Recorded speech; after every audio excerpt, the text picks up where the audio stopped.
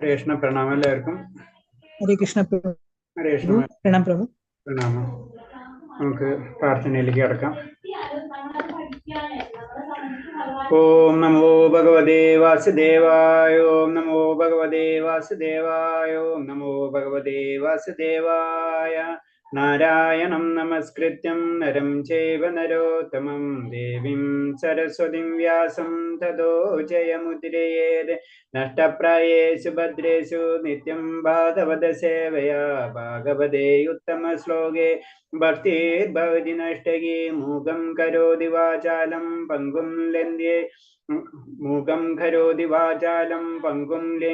ലംഘയതേ ഗിരി. യത്കൃതതമഹം വന്ദേ പരമാനന്ദമാധവം ശ്രീഗുരുദീനധാരിണം ശ്രീചൈതന്യമീശ്വരം. ജ്ഞാനതിമിരാന്ധ്യസ്യ ജ്ഞാനാഞ്ജലശലാകയാ ചക്ഷുർമിലിതം യേന തസ്മൈ ശ്രീഗുരുവേ നമഃ. ശ്രീചൈതന്യം മനോഭീഷ്ടം സ്ഥാപിതം യേന ഭൂതലേ സ്വയം രൂപകഥാ മഹ്യം തദാദിസഭാന്തികം. വന്ദേഹം ശ്രീഗുരു ശ്രീയുതപദകമലം ശ്രീഗുരും വൈഷ്ണവാംശ. ശ്രീരൂപം സാഗരജാതം സഗണരഘുനാഥനിത്യം തം സജീവം സാദൈവം സാവധൂതം പരിജനസഹിതം കൃഷ്ണചൈതന്യദേവം. ശ്രീരാധാകൃഷ്ണപാദാൻ സഹനലളിത ശ്രീവിശാഖാനിപ്താംശ. ഹേ കൃഷ്ണ കരുണാ സിന്ധോ ദീനബന്ധോ ജഗത്പദേ ഗോപേശ ഗോപികാന്ത രാധാകാന്ത നമസ്തുതേ. തപ്തകാഞ്ചന ഗൗരാംഗേ രാധേ വൃന്ദാവനേശ്വരി വൃഷഭാനുസുതേ ദേവി പ്രണമാമി ഹരിപ്രിയേ. വാഞ്ചാകൽപതരൂപേച്ഛ കൃപാ സിന്ധിഭ്യേവ ച പതിനാം പാവനേഭ്യോ വൈഷ്ണവേഭ്യോ നമോ നമഃ. നമോ വിഷ്ണുപാദായ കൃഷ്ണപ്രേഷ്ഠായ ഭൂതലേ ശ്രീമതേ ഭക്തിവേദാന്ത സ്വാമിന്നിധി നാമിനെ. നമസ്തേ സാരസ്വതദേവേ ഗൗരവാണി പ്രചാരിണേ നിർവിശേഷ ശൂന്യവാദി പാശ്ചാത്യദേശധാരിണേ. ജയ ശ്രീ കൃഷ്ണ ചൈതന്യ പ്രഭു നിത്യാനന്ദ ശ്രീ അദ്വൈത ഗദാധര ശ്രീവാസാദി ഗൗര ഭക്തവൃന്ദ. ഹരേ കൃഷ്ണ കൃഷ്ണ കൃഷ്ണ ഹരേ ഹരേ. ഹരേ രാമ രാമ രാമ ഹരേ ഹരേ. ഹരേ കൃഷ്ണ. ഗുരുദേവ് ജി പ്രഭാതിക്ക് ജയ. ഗുരുദേവ് ജി ആനന്ദ കോടി വൈഷ്ണവ ഭക്തർക്ക് ജയ. ഹരേ കൃഷ്ണ. എല്ലാവർക്കും പ്രണാമം. ഹരേ കൃഷ്ണ പ്രഭുജി. പ്രണാം പ്രഭുജി. ഹരേ കൃഷ്ണ നന്ദജി പ്രണാമം.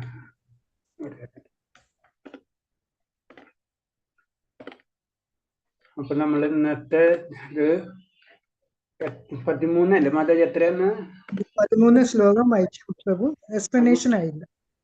13 സ്റ്റാർട്ട് ചെയ്യണം അല്ലെ ശ്ലോകം? അതെ, ശ്ലോകം സ്റ്റാർട്ട് ചെയ്യണം. ഓക്കെ. 5-ാമത്തെ അധ്യായം. നിങ്ങളെല്ലാരും ബുക്ക് വാങ്ങിക്കണം കേട്ടോ. എല്ലാവരും ബുക്ക് വാങ്ങിക്കുക. ബുക്ക് വായിക്കണം. അറ്റ്ലീസ്റ്റ് ക്ലാസ് തുടങ്ങുന്നതിന് മുന്നേ ഒന്ന് ബുക്ക് വായിച്ചു വരണം. അപ്പൊ നമുക്ക് പെട്ടെന്ന് മനസ്സിലാവും. ഇത് കാരണം ഉണ്ടാവും. പിന്നെ അതിലെന്തെങ്കിലും ഡൗട്ട്സുകൾ ഉണ്ടെങ്കിൽ അത് മാർക്ക് ചെയ്ത് വെക്കുക. നമ്മൾ വായിക്കുന്ന സമയത്ത് തന്നെ നമുക്ക് ചില ഡൗട്ട്സുകൾ തോന്നും, ചില പോയിന്റ്സുകളൊക്കെ. അപ്പൊ വായിക്കുമ്പോൾ നമുക്ക് ആ ഡൗട്ട്സുകൾ വരുള്ളൂ. അപ്പൊ ചിലപ്പോൾ ഞാൻ സ്കിപ്പായി പോകും. കാരണം നമുക്ക് എല്ലാ പോയിന്റ്സുകളും കവർ ചെയ്യാൻ പറ്റില്ലല്ലോ. അപ്പൊ നിങ്ങൾക്ക് അത് ചോദിക്കുക, അത് എന്താണ് അതിന്റെ കാര്യം, അതിന് മനസ്സിലായില്ലെങ്കിൽ ചോദിച്ചു കഴിഞ്ഞാൽ നമുക്കത് ഈസി ആയിട്ട് നമുക്ക് മനസ്സിലായി. അപ്പൊ അത് ക്ലിയർ ആയിട്ട് പോകും. കാരണം എന്ന് വെച്ച് കഴിഞ്ഞാൽ അല്ലെങ്കിൽ നമ്മളിങ്ങനെ ക്ലാസ് കേൾക്കുന്നത് പിന്നെ ഒരു അടുത്ത ആഴ്ച വരുമ്പോഴേക്കും നമ്മൾ ക്ലാസ് കേട്ട കാര്യങ്ങളൊക്കെ നമ്മൾ മറന്നു പോകും. അപ്പൊ അതൊരു റിഫ്രഷ്മെന്റ് ഉള്ള രീതിയിൽ നമ്മളത് ക്ലാസ്സുകൾ അറ്റ്ലീസ്റ്റ് നിങ്ങൾ വായിക്കണം ബുക്ക്. അപ്പോഴേ നമുക്ക് ആ ഡൗട്ട്സുകൾ വരുള്ളൂ. അല്ലെങ്കിൽ ഡൗട്ട്സ് ഉണ്ടാവില്ല നമുക്ക്. അപ്പൊ എന്താ, നമുക്ക് അതിനെപ്പറ്റി കറക്റ്റ് നമുക്ക് പോയിന്റ്സുകൾ കിട്ടൂല. അപ്പൊ നമുക്ക് എല്ലാവർക്കും അറിയാം, അൾട്ടിമേറ്റ് നമുക്കറിയാം ഭഗവത് സേവനം, ഭഗവാന് വേണ്ടിയാണ് എല്ലാ കാര്യങ്ങളും ചെയ്യേണ്ടത്. 2 ലോകമുണ്ട്, ആത്മീയ ലോകമുണ്ട്, ഭൗതിക ലോകമുണ്ട്. ഭൗതിക ലോകത്തിൽ നിന്ന് പതുക്കെ വിട്ട് നമ്മൾ ആത്മീയതയിലേക്ക് കടക്കണം. അതാണ് ഇതിന് നമ്മൾ ഒരു ജനറൽ പറയുമ്പോൾ നമുക്ക് അത്തരം കാര്യങ്ങൾ മനസ്സിലായി. പക്ഷെ നമ്മൾ ഡീറ്റെയിൽ ആയിട്ട് പഠിക്കാൻ ഉദ്ദേശിക്കുമ്പോൾ നമ്മൾ അതിൽ ഓരോ പോയിന്റ്സുകൾ നമ്മൾ ശ്രദ്ധിച്ചോണം. പറയില്ല, ഭഗവാന്റെ പേരുകൾ തന്നെ പലതരത്തിൽ വരുന്ന സ്ഥലങ്ങള്, അതുപോലെ തന്നെ അർജുനൻ ചോദിക്കുന്ന ഇതൊക്കെ എന്തിനാണ് മനസ്സിലായി. ഇപ്പൊ ആത്മാവ്, ഇതൊക്കെ നമുക്ക് അറിയേണ്ടി വരും. ഓരോ കാര്യങ്ങൾ ഇപ്പൊ അതൊക്കെ പറയണ ഇപ്പൊ ഇത് തന്നെയാണ് ഇതിൽ പറയണത്. 13-ാമത്തെ ശ്ലോകം തന്നെ പറഞ്ഞാണ് എന്തുകൊണ്ട് നമ്മൾ കർമ്മം ചെയ്യുന്നില്ല, ചെയ്യിപ്പിക്കും. നമ്മൾ എന്ന് പറഞ്ഞാൽ ഞാൻ ആത്മാവാണ് അല്ലെ. നമുക്കറിയാം ആത്മാവ് എന്ന് പറയുന്നുണ്ട്. ആ ആത്മാവ് കർമ്മം ചെയ്യുന്നില്ല, ചെയ്യിപ്പിക്കുന്നില്ല. പിന്നെ ഇത് ആരാ ചെയ്യുന്നത്? ആദ്യം പറയുന്നുണ്ട്, ആദ്യം പറയുന്നത് നമ്മളെ ശരീരമല്ല നമ്മ ആത്മാവുണ്ട്. ഓക്കെ, ഞാൻ ശരീരമല്ല ആത്മാവുണ്ട് നമ്മെ സംബന്ധിച്ച്. പിന്നെ ഇപ്പൊ ഈ ശ്ലോകത്തിൽ പറയുന്നത് എന്താണ്? സർവകർമാണി മനസ്സാ സന്യാസസ്തദേ സുഖം വശി നവദ്വാരപുരം ദേഹി നൈവ കുർവന്ന കാരയൻ. ശരീരസ്ഥനായ ആത്മാവ് തന്റെ പ്രകൃതത്തെ നിയന്ത്രിച്ച് സർവകർമ്മങ്ങളെ മനസ്സാ പരിത്യജിച്ചുകൊണ്ട് 9 വാതിലുള്ള പുരത്തിൽ ഭൗതിക ശരീരത്തിൽ സുഖമായി വാഴുന്നു. ഒന്നും ചെയ്യുന്നില്ല, ചെയ്യിക്കുന്നതുമില്ല. ഇതിനെപ്പറ്റി ആരെങ്കിലും എന്താ അഭിപ്രായം ഉണ്ടാ? നിങ്ങൾക്ക് ഈ ശ്ലോകം വായിക്കുമ്പോൾ നിങ്ങൾക്ക് എന്താ മനസ്സിലാവുന്നത് ഇന്ന്? കാരണം ഇത് പറയണെന്ന് വെച്ച് കഴിഞ്ഞാല് ശരീരസ്ഥനായ ആത്മാവ് ഒരു കാര്യം ചെയ്യുന്നില്ല. 9 വാതിലുള്ള പുരത്തിൽ നമ്മുടെ ശരീരത്തിൽ 9 ദ്വാരങ്ങളുണ്ട്. ആ 9 ദ്വാരം അതിന് പറഞ്ഞ വാതിലുള്ള പുരം എന്ന് പറയുമ്പോൾ നമ്മുടെ ശരീരത്തിൽ 9 ദ്വാരങ്ങളുണ്ട്. അതിന് നമ്മളെ എല്ലാത്തിനും 9 നമുക്കറിയാം, വളരെ ഇമ്പോർട്ടൻസ് ഉണ്ടല്ലോ. നമ്മുടെ സംഖ്യകളിൽ ഏറ്റവും ഇമ്പോർട്ടൻസ് 9 ആണ് അല്ലെ. അപ്പൊ എന്തായാലും 9 നമ്മൾ ദ്വാരങ്ങളുണ്ട്. അതിന്റെ ഉള്ളിലിരിക്കുന്ന ആത്മാവ് എന്താ ചെയ്യുന്നത്? ഒന്നും ചെയ്യുന്നില്ല, ഒന്നും ചെയ്യിക്കുന്നതില്ല. പിന്നെ ഇത് ആരാ അത് ചെയ്യിപ്പിക്കുന്നത്? എന്താ സംഭവം? അതാണ് പറയുന്നത്. ആരെങ്കിലും അതിനെ പറ്റി എന്തെങ്കിലും ഐഡിയാസ് ഉണ്ടെന്ന് പറയാൻ പറ്റുമോ? ഹരേ കൃഷ്ണ പ്രഭുജി. ഹരേ കൃഷ്ണ മാതാജി. മനസ്സിന്റെ വാസനകളാണ് ചെയ്യിക്കുന്നത്. ആത്മാവ് എല്ലാം കണ്ടുകൊണ്ട് ദൃക്സാക്ഷിയായിട്ട് ഇരിക്കുന്നു. അത് നമ്മുടെ വാസനകളാണ്, മനസ്സാണ് ചെയ്യുന്നത്, നമ്മളെ കൊണ്ട് ഒരേ ചെയ്യുന്നത്. ശരി, മാതാജി പറഞ്ഞത് ഒരു 90% ആൻസറിലേക്ക് എത്തിയിട്ടുണ്ട്. ഇനി എന്തെങ്കിലും ആരെങ്കിലും അതിനെ പറ്റി വേറെ അഡീഷണൽ ആയിട്ട് പറയാനുണ്ട്? മുഴുവനായിട്ടില്ല, എന്നാലും ആയിട്ടുണ്ട് മാതാജി പറഞ്ഞത്. നമ്മുടെ കർമ്മേന്ദ്രിയങ്ങള് കണ്ണിലൂടെ കാണുന്നു, മൂക്കിലൂടെ ചെവി, അതാണോ? അത് ശരിയാ. നമ്മളെ ആഗ്രഹങ്ങളുണ്ട്. മാതാജി പറഞ്ഞത് ശരി തന്നെയാ. കുറച്ചും കൂടെ ഒന്ന് ക്ലിയർ ആവാനുണ്ട്. ഹരേ കൃഷ്ണ. ഹരേ കൃഷ്ണ. ആരെങ്കിലും വേറെ എന്തെങ്കിലും പോയിന്റ് പറയാനുണ്ടോ? മാതാജി പറഞ്ഞത് ശരി തന്നെയാ, കുറച്ചും കൂടെ ഒന്ന് പറയാനുണ്ട്. ആരെങ്കിലും വേറെ എന്തെങ്കിലും ഐഡിയാസ് പറയാനുണ്ടോ?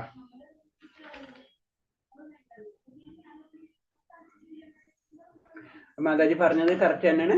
നമ്മളെ ഇന്ദ്രിയങ്ങളാണ് ഇതിന്റെ എല്ലാത്തിന്റെ കാരണങ്ങൾ അല്ലെ. ഇന്ദ്രിയങ്ങളാണ് ഇതിന്റെ എല്ലാത്തിന്റെ പിറകെ പോയിക്കൊണ്ടിരിക്കുന്നത്. അതിന് പറഞ്ഞാൽ അത് ആത്മാവ് ചിന്തിക്കുന്നു. അതിന് ഇതിൽ തന്നെ ക്ലിയർ ആയിട്ട് പറയുന്നുണ്ട്. ദേഹി 9 വാതിലുള്ള പുരത്തിൽ വസിക്കുന്നു. നമുക്ക് 9 വാതിലുകൾ. ശരീരമാകുന്ന ഈ പുരത്തിൽ പ്രവർത്തനങ്ങൾ പ്രകൃതിയുടെ പ്രത്യേക ഗുണങ്ങൾക്കനുസരിച്ച് യാന്ത്രികമായി നടന്നു പോരുകയാണ്. ഇതാണ് പോയിന്റ്. പ്രകൃതിയുടെ പ്രത്യേക ഗുണങ്ങൾക്കനുസരിച്ച്, പ്രകൃതിയുടെ ഗുണങ്ങളുണ്ട്. പ്രകൃതികൾക്ക് 3 ഗുണങ്ങളുണ്ടെന്ന് അറിയാം അല്ലെ. അതാണ് നമ്മളെ സത്ത്, രജസ്, തമസ്, ഇങ്ങനെ 3 ഗുണങ്ങളുണ്ട് പ്രകൃതിക്ക് അല്ലെ. ഈ 3 പ്രകൃതിയുടെ ഗുണങ്ങൾക്കനുസരിച്ച് യാന്ത്രികമായിട്ട് നടന്നു പോവുകയാണ് എന്നാണ് പറഞ്ഞത്. ഞാൻ നിങ്ങളോട് പറഞ്ഞെന്ന് അറിയാം. അതിന്റെ സിമ്പിൾ ആയിട്ട് ഒരു എക്സാമ്പിൾ എന്ന് പറയുമ്പോ നമ്മള് ഒരു മൾട്ടി സ്റ്റോറി ഷോപ്പിംഗ് കോംപ്ലക്സിൽ ചെന്ന് കഴിഞ്ഞാൽ അവിടെ ഇരിക്കുന്ന സാധനങ്ങളാണ് നമ്മളെ ആകർഷിക്കുന്നത് അല്ലെ. എന്ന് പറഞ്ഞു വരുന്നത് ഭൗതിക പ്രകൃതിയുടെ പല കാര്യങ്ങളാണ് നമ്മളെ ആകർഷിക്കുന്നത് അല്ലെ. അതിന് ഇന്ദ്രിയങ്ങൾ അതിലേക്ക് ആകർഷിക്കപ്പെട്ടുകൊണ്ടിരിക്കും. അപ്പൊ അൾട്ടിമേറ്റ് എന്താ പ്രോബ്ലം? ആയ പ്രകൃതിയുടെ ത്രിഗുണങ്ങളാണ് ഇതിന്റെ കാരണം. കൂടാതെ നമ്മളിലുള്ള ഈ ഇന്ദ്രിയങ്ങളുടെ ആസ്വാദന ശേഷി ആസ്വദിക്കാൻ വേണ്ടി നമ്മുടെ ഇന്ദ്രിയങ്ങൾ എപ്പോഴും പ്രവർത്തിച്ചുകൊണ്ടിരിക്കും. അതാണ് ഇപ്പൊ 2 കാര്യങ്ങൾ. ബേസിക് കാര്യം എവിടെ നിന്നാണ് വരുന്നത്? നമ്മളെ പ്രകൃതിയുടെ ത്രിഗുണം. അതിന് ഭഗവാൻ പറഞ്ഞത് അതിന് ഭഗവാൻ പറയുന്നത് വിട്ടുപോയി. അതായത് പറയുന്നത് പ്രകൃതിയുടെ ആയ ശക്തിയാണ് ഇതിനെല്ലാത്തിനും കാരണം എന്ന് ഭഗവാൻ പറയുന്ന ഒരു ശ്ലോകം തന്നെയുണ്ട്. ആ പ്രകൃതിയുടെ ശക്തിയാണ് നമ്മളെല്ലാത്തിനും വലിച്ചുകൊണ്ട് പോകുന്നത് പറഞ്ഞ. ആ പ്രകൃതിയുടെ ശക്തി എന്ന് പറഞ്ഞാൽ ത്രിഗുണങ്ങളാണ്. ആ ത്രിഗുണങ്ങളാണ് നമ്മൾ ഇതിലേക്ക് നമ്മളെ നയിച്ചുകൊണ്ടിരിക്കുന്നത്. ഞാൻ പറഞ്ഞിട്ടുണ്ട് പല പ്രാവശ്യമായിട്ട്. നമ്മളെ 5-6 ലെവലുണ്ട്. ആദ്യം ഭൗതിക പ്രകൃതി, പിന്നെ അതിന്റെ ബാക്കില് മനസ്സ് അല്ലെങ്കിൽ ഇന്ദ്രിയങ്ങള്, അതിന്റെ ബാക്കിലാണ് ശരിക്കും മനസ്സ് വരുന്നത്, അതിന്റെ ബാക്കിലാണ് ബുദ്ധി, അതിന്റെ ബാക്കിലാണ് ആത്മാവ്. ഇങ്ങനെയാണ് അതിന്റെ ലൈൻ പോണത്. അപ്പൊ പ്രകൃതിയുടെ ഗുണങ്ങൾ കാരണം കൊണ്ട് ഇത് മുഴുവൻ അതിലേക്ക് വലിച്ചു കൊണ്ടുപോകണം. അതാണ് ചെയ്യണം. അപ്പൊ ആത്മാവിന് അതിന്റെ പവർ ഉണ്ട്. പക്ഷെ ആത്മാവ് എന്താണ്? അതിന്റെ പിറകെ അതാണ് ശരിയെന്ന് വെച്ച് ഇങ്ങനെ പോയിക്കൊണ്ടിരിക്കും. അതാണ് ഇതിൽ പറയുന്നത്. ശരീരമാകുന്ന ഒരു പുരത്തിൽ പ്രവർത്തന പ്രക്രിയയുടെ പ്രത്യേക ഗുണങ്ങൾക്കനുസരിച്ച് യാന്ത്രികമായി നടന്നുകൊണ്ടിരിക്കണം. അതിന് യാന്ത്രികമാണ്. നമ്മൾ സ്വിച്ച് ഇട്ട് കഴിഞ്ഞാൽ യന്ത്രം അങ്ങനെയല്ല, യന്ത്രത്തിന് ഒരു ജീവനില്ലാത്ത പോലെയാണ്. അതുപോലെ ആത്മാവിന് അവിടെ ഒരു റോളും ഇല്ല. അതിങ്ങനെ ആ പ്രകൃതിക്ക് അനുസരിച്ച് ഇങ്ങനെ ചലിച്ചുകൊണ്ടിരിക്കുക. നമ്മൾ പറയാ ഒരു നദിയിലൊരു തടി ഒക്കെ എടുക്കണ പോലെ, അത് നദിയിലെ വെള്ളത്തിനനുസരിച്ച് ഇത് പോണ പോലെ തന്നെയാണ് ശരിക്കും പ്രകൃതിക്ക് അനുസരിച്ച് നമ്മുടെ ശരീരം അല്ലെങ്കിൽ ആത്മാവ് അതിനനുസരിച്ച് പ്രവർത്തിച്ചുകൊണ്ടിരിക്കുന്നത്. അങ്ങനെ പറയുന്നത് ശരീരത്തിന്റെ പരിമിതികൾ സ്വന്തം വഴങ്ങുന്നുണ്ടെങ്കിലും ജീവാത്മാവിന് ഈ പരിമിതികൾ വേണമെങ്കിൽ അതിനെ ലംഘിക്കാൻ കഴിയും എന്ന് പറഞ്ഞു. അപ്പൊ കാരണം എന്ന് വെച്ച് കഴിഞ്ഞാല് ആത്മാവിന് അങ്ങനത്തെ ഒരു പവറും കൂടി ഉണ്ട്. നമുക്ക് അത്ര സ്വാതന്ത്ര്യം ഉണ്ട്. നമുക്ക് അതിന്റെ ഇങ്ങനെ പോവാന്ന് മാത്രമല്ല, നമുക്ക് വേണമെന്ന് വെച്ച് കഴിഞ്ഞാൽ അതിനെ കൺട്രോൾ ചെയ്യാനുള്ള ഒരു കഴിവ് ആത്മാവിനുണ്ട്. സാധാരണ രീതിയിൽ ആത്മാവ് അത് ചെയ്യുന്നില്ല. അതാണ് തന്റെ ശ്രേഷ്ഠതരമായ ഭാവം മറന്നു പോകുന്നത് കൊണ്ട് ജീവന് ശരീരത്തോട് താതാത്മ്യം തോന്നുകയാണ്.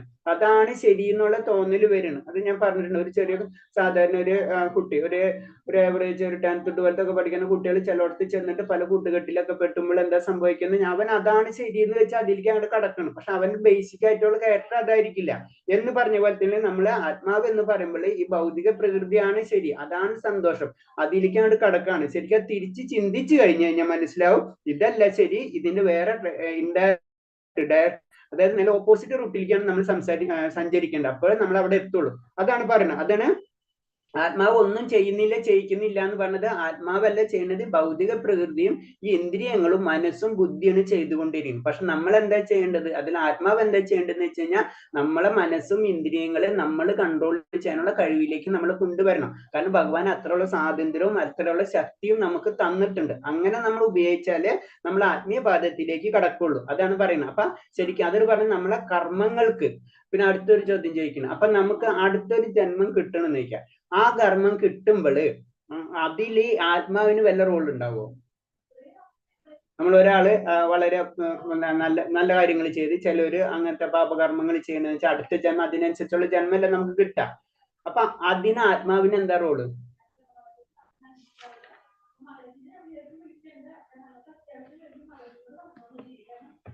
ആത്മാവ് അപ്പൊ ആത്മാവിന്റെ പരിശുദ്ധി നഷ്ടപ്പെടുന്നുണ്ട്. അപ്പൊ ഞാൻ തെറ്റ് ചെയ്തു അല്ലെങ്കിൽ ഞാൻ ശരി ചെയ്തു, അത് ഞാനാണ് ചെയ്യുന്നില്ല എന്ന് പറയുമ്പോ പിന്നെ ഇതാരാ ചെയ്യണം? അപ്പൊ നമുക്ക് പ്രകൃതിയുടെ കൊണ്ട്. അപ്പൊ ഞാൻ അടുത്ത ജന്മം എനിക്ക് അതേപോലെ ഒരു ജന്മം കിട്ടണം എന്ന് വെക്കുക. അപ്പൊ നല്ലത് ചെയ്ത് നല്ല ജന്മം കിട്ടും, തെറ്റായ കാര്യങ്ങൾ ചെയ്താൽ അതിനനുസരിച്ച് ജന്മം കിട്ടണം.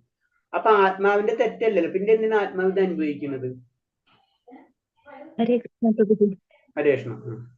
ആത്മാവിന് അതിന് പങ്കൊന്നുമില്ല. നമ്മൾ ചെയ്ത പ്രവൃത്തിക്ക് നമ്മുടെ വാസന കൊണ്ടിട്ടാണ് അടുത്ത ജന്മം കിട്ടുന്നത്. ആത്മാവ് പിന്നെ അതായിട്ടൊരു കണക്ഷനും ഇല്ല. ആത്മാവ് അങ്ങനെ സ്ഥിരമായിട്ട് നിൽക്കുന്നു. ഓക്കെ, ശരി. മാതാജി പറഞ്ഞ പോയിന്റ് ശരിയാ. അതിൽ കുറച്ചും കൂടെ ഒന്ന് പോയിന്റ്സ് പറയാനുള്ളത്, ആത്മാവ് എന്ന് പറയുമ്പോൾ ഭഗവാന്റെ അംശമാണ്. ആത്മാവ് ഏത് സമയത്തും എന്താണ്? ആ പരമാനന്ദത്തിലാണ് ആത്മാവ്. ഭഗവാന്റെ അംശമാകുമ്പോൾ എന്താണ്? ഭഗവാൻ പരമാനന്ദത്തിൽ തന്നെയാണല്ലോ. ഭഗവാന്റെ എപ്പോഴും പരിശുദ്ധമാണല്ലോ. അതുപോലെ ആത്മാക്കൾ എല്ലാവരും പരിശുദ്ധിയിൽ തന്നെയാണ് ഇരിക്കുന്നത്.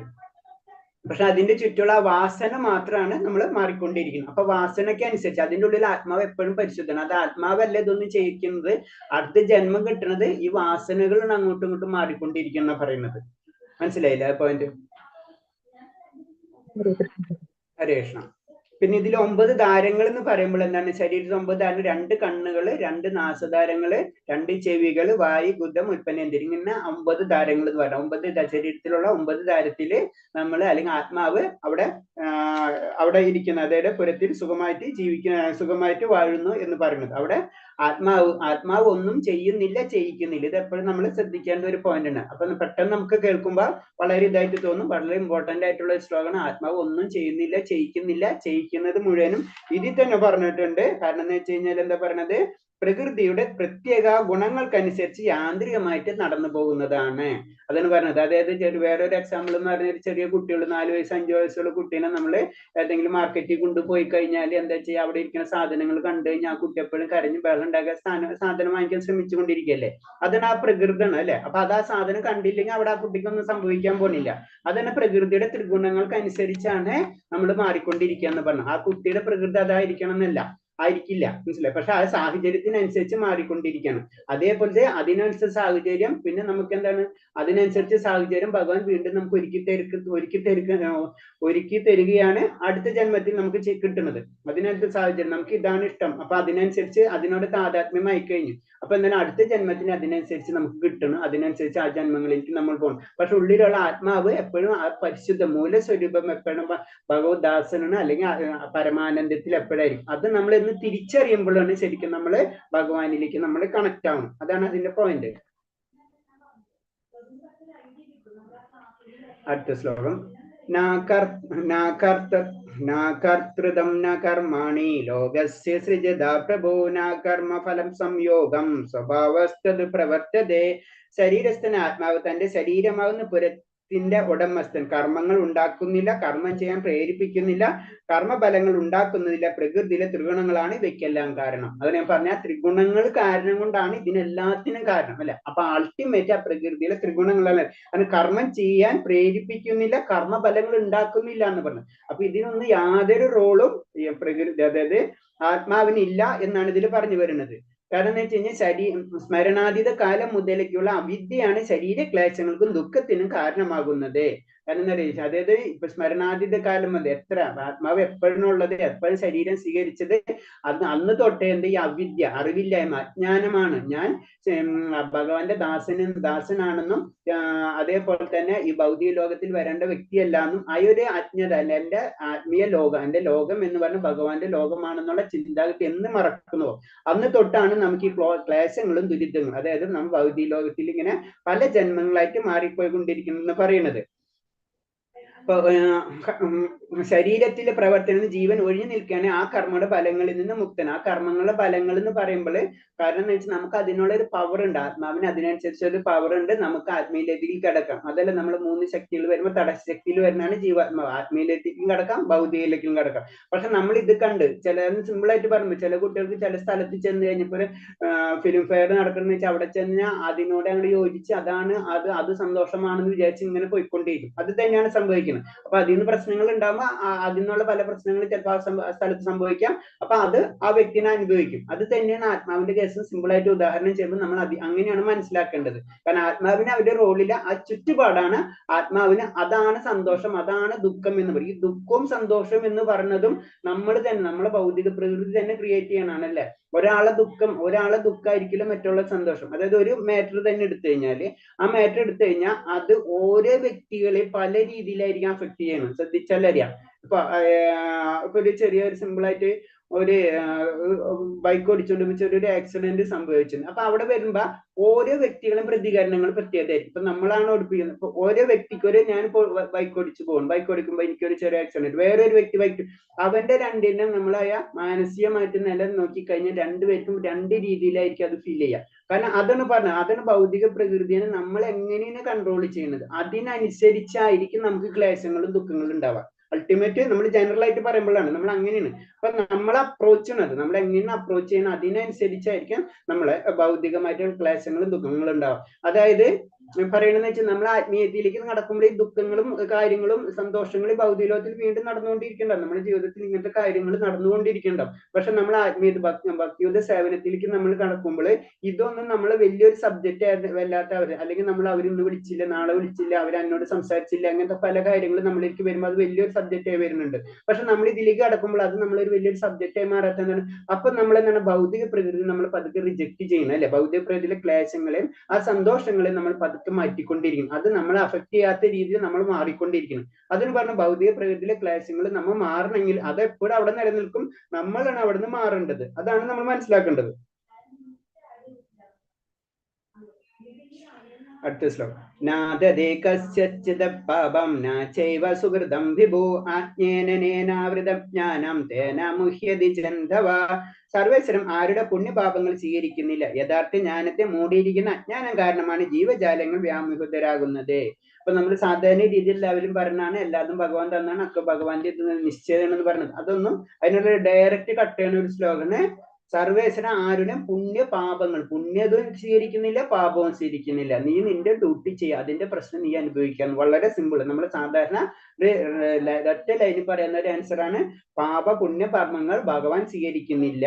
എന്താണ്? നമ്മളെ അറിവില്ലായ്മയാണ് നമ്മുടെ ഇതെല്ലാ പ്രശ്നത്തിനും കാരണം. ആ പ്രശ്നങ്ങൾ നമ്മൾ തന്നെ മാറ്റാ. അല്ലാന്ന് വെച്ച് കഴിഞ്ഞാൽ ആ പ്രശ്നത്തിൽ കിടന്ന് നമ്മൾ ഇങ്ങനെ കറങ്ങിക്കൊണ്ടിരിക്കും. ഈ ജന്മമല്ല പല ജന്മങ്ങളിൽ കറങ്ങി ലാസ്റ്റ് ആ ജീവാത്മാവിന് മനസ്സിലാവും ഇതല്ല ജീവിതം, ഇതാണ് അപ്പുറത്തേക്കുള്ള ജീവിതം എന്ന് മനസ്സിലാവും. അന്ന് തൊട്ട് ഭക്തിയുദ്ധ സേവനം അതിലേക്ക് കടക്കാനുള്ള മാർഗങ്ങൾ ചെയ്യും. ചെയ്യാത്തടത്തോളം കാലം സർഗാവസാനം വരെ നമ്മൾ ഇങ്ങനെ കറങ്ങിക്കൊണ്ടിരിക്കും. അതാണ് ഇതിൽ പറഞ്ഞത്. അപ്പൊ ഭഗവാന്റെ ശക്തി എന്ന് പറയുമ്പോൾ നമുക്കറിയാം, ഭഗവാന് 6 ശക്തികൾ ഉണ്ടെന്ന് അറിയാലേ. ജ്ഞാനം, ഐശ്വര്യം, ബലം, കീർത്തി, സൗത്യനും വൈരാഗ്യം. ഇത് തികഞ്ഞതാണ് ശരിക്കും ഭഗവാൻ. ഈ എല്ലാ ശക്തികളാണ് ഭഗവാനിലുള്ളത്. ഏത് വ്യക്തിയിലാണ് ഇത് മുഴുവനും ഉള്ളത്, അനന്തമായിട്ടുള്ളത് മുഴുവനും ഉള്ളത്, ആ വ്യക്തിയെ നമ്മൾ ഭഗവാൻ എന്ന് പറയാം. അത് കാരണമാണ് ഭഗവാനെ വിഭു എന്നുള്ള ആ ശബ്ദം കൊണ്ട് തന്നെ പറയുന്നത്. വിഭു എന്ന് പറഞ്ഞു കഴിഞ്ഞാൽ അൾട്ടിമേറ്റ് അല്ലേ, നമുക്കറിയാം. അണു വിഭു, അണു എന്ന് പറഞ്ഞാൽ ഏറ്റവും ചെറുത്, വിഭു എന്ന് പറഞ്ഞാൽ ഏറ്റവും വലുത്. അതാണ് പറയുന്നത്, അതാണ് ഭഗവാൻ. അല്ലെങ്കിൽ ഭഗവാന് വിഭു ആവാൻ പറ്റും, അണു ആവാനും പറ്റും. അതിന് അത്രയും പവർഫുൾ ആണ് ഭഗവാൻ എന്നാ പറയണത്. ജീവാത്മാവായതുകൊണ്ട് അവന് സ്വതന്ത്രമായി ചിന്തിക്കാൻ ആഗ്രഹിക്കാനുള്ള കഴിവുണ്ട്. നമുക്ക് അതിനുള്ള പവർ ഉണ്ട്, അത്ര സ്വാതന്ത്ര്യം നമുക്കുണ്ട്. അതിന് നമ്മൾ ചിന്തിക്കരുത് ഭഗവാനിൽ എല്ലാം അർപ്പിക്കാന്ന് പറഞ്ഞു കഴിഞ്ഞാൽ നമുക്ക് അതിന് കഴിവുണ്ട്. എന്തുകൊണ്ട് നമ്മൾ അർപ്പിക്കണം എന്ന് നമ്മൾ ആദ്യം മനസ്സിലാക്കണം. അത് കാരണം കൊണ്ട് നമ്മൾ അർപ്പിക്കണം. നമ്മൾ എന്തൊരു കാര്യം ചെയ്യണം മുന്നേ നമുക്ക് അത്ര ആലോചിച്ചിട്ടോ നമ്മൾ എന്തൊരു കാര്യം, അതേപോലെ തന്നെ ഭഗവാനെ അർപ്പിക്കണം. എന്തുകൊണ്ട്? ഭഗവാന്റെ മൂല്യ സ്വരൂപം, നമ്മുടെ മൂല്യ സ്വരൂപം എന്ന് പറഞ്ഞത് ഭഗവാന്റെ ദാസം, അതായത് ഭഗവാന്റെ സന്തോഷം ഉണ്ടാകുമ്പോഴോ നമുക്ക് സന്തോഷം ഉണ്ടാവുള്ളൂ. അതിന് സിമ്പിൾ ആയിട്ട് പറയാന്ന് വെച്ച് കഴിഞ്ഞാൽ നമ്മളൊരു കൊച്ചുകുട്ടി, അമ്മ ആ മകൻ തമ്മിലുള്ള ബന്ധം, അമ്മ ആ മകന് കൊടുക്കുമ്പോ ആ മകന്റെ സന്തോഷമാണ് അയാൾ അമ്മയുടെ സന്തോഷം. അവർ തമ്മിലൊരു കണക്ഷൻ ഉണ്ടല്ലേ, അത് തന്നെയാണ് നമുക്കും ഭഗവാനുള്ള കണക്ഷൻ. അത് എന്ന് മനസ്സിലാക്കണോ അന്നാണ് ആ ശാശ്വതമായ ബന്ധം മനസ്സിലാക്കി നമ്മൾ ഉന്നതിയിലേക്ക് നമുക്ക് കടക്കാൻ പറ്റുള്ളൂ. അതാണ് ഏറ്റവും അൾട്ടിമേറ്റ് ഹാപ്പിനെസ് എന്ന് പറയില്ല, പരമമായ ആനന്ദം എന്ന് പറഞ്ഞാൽ അതാ.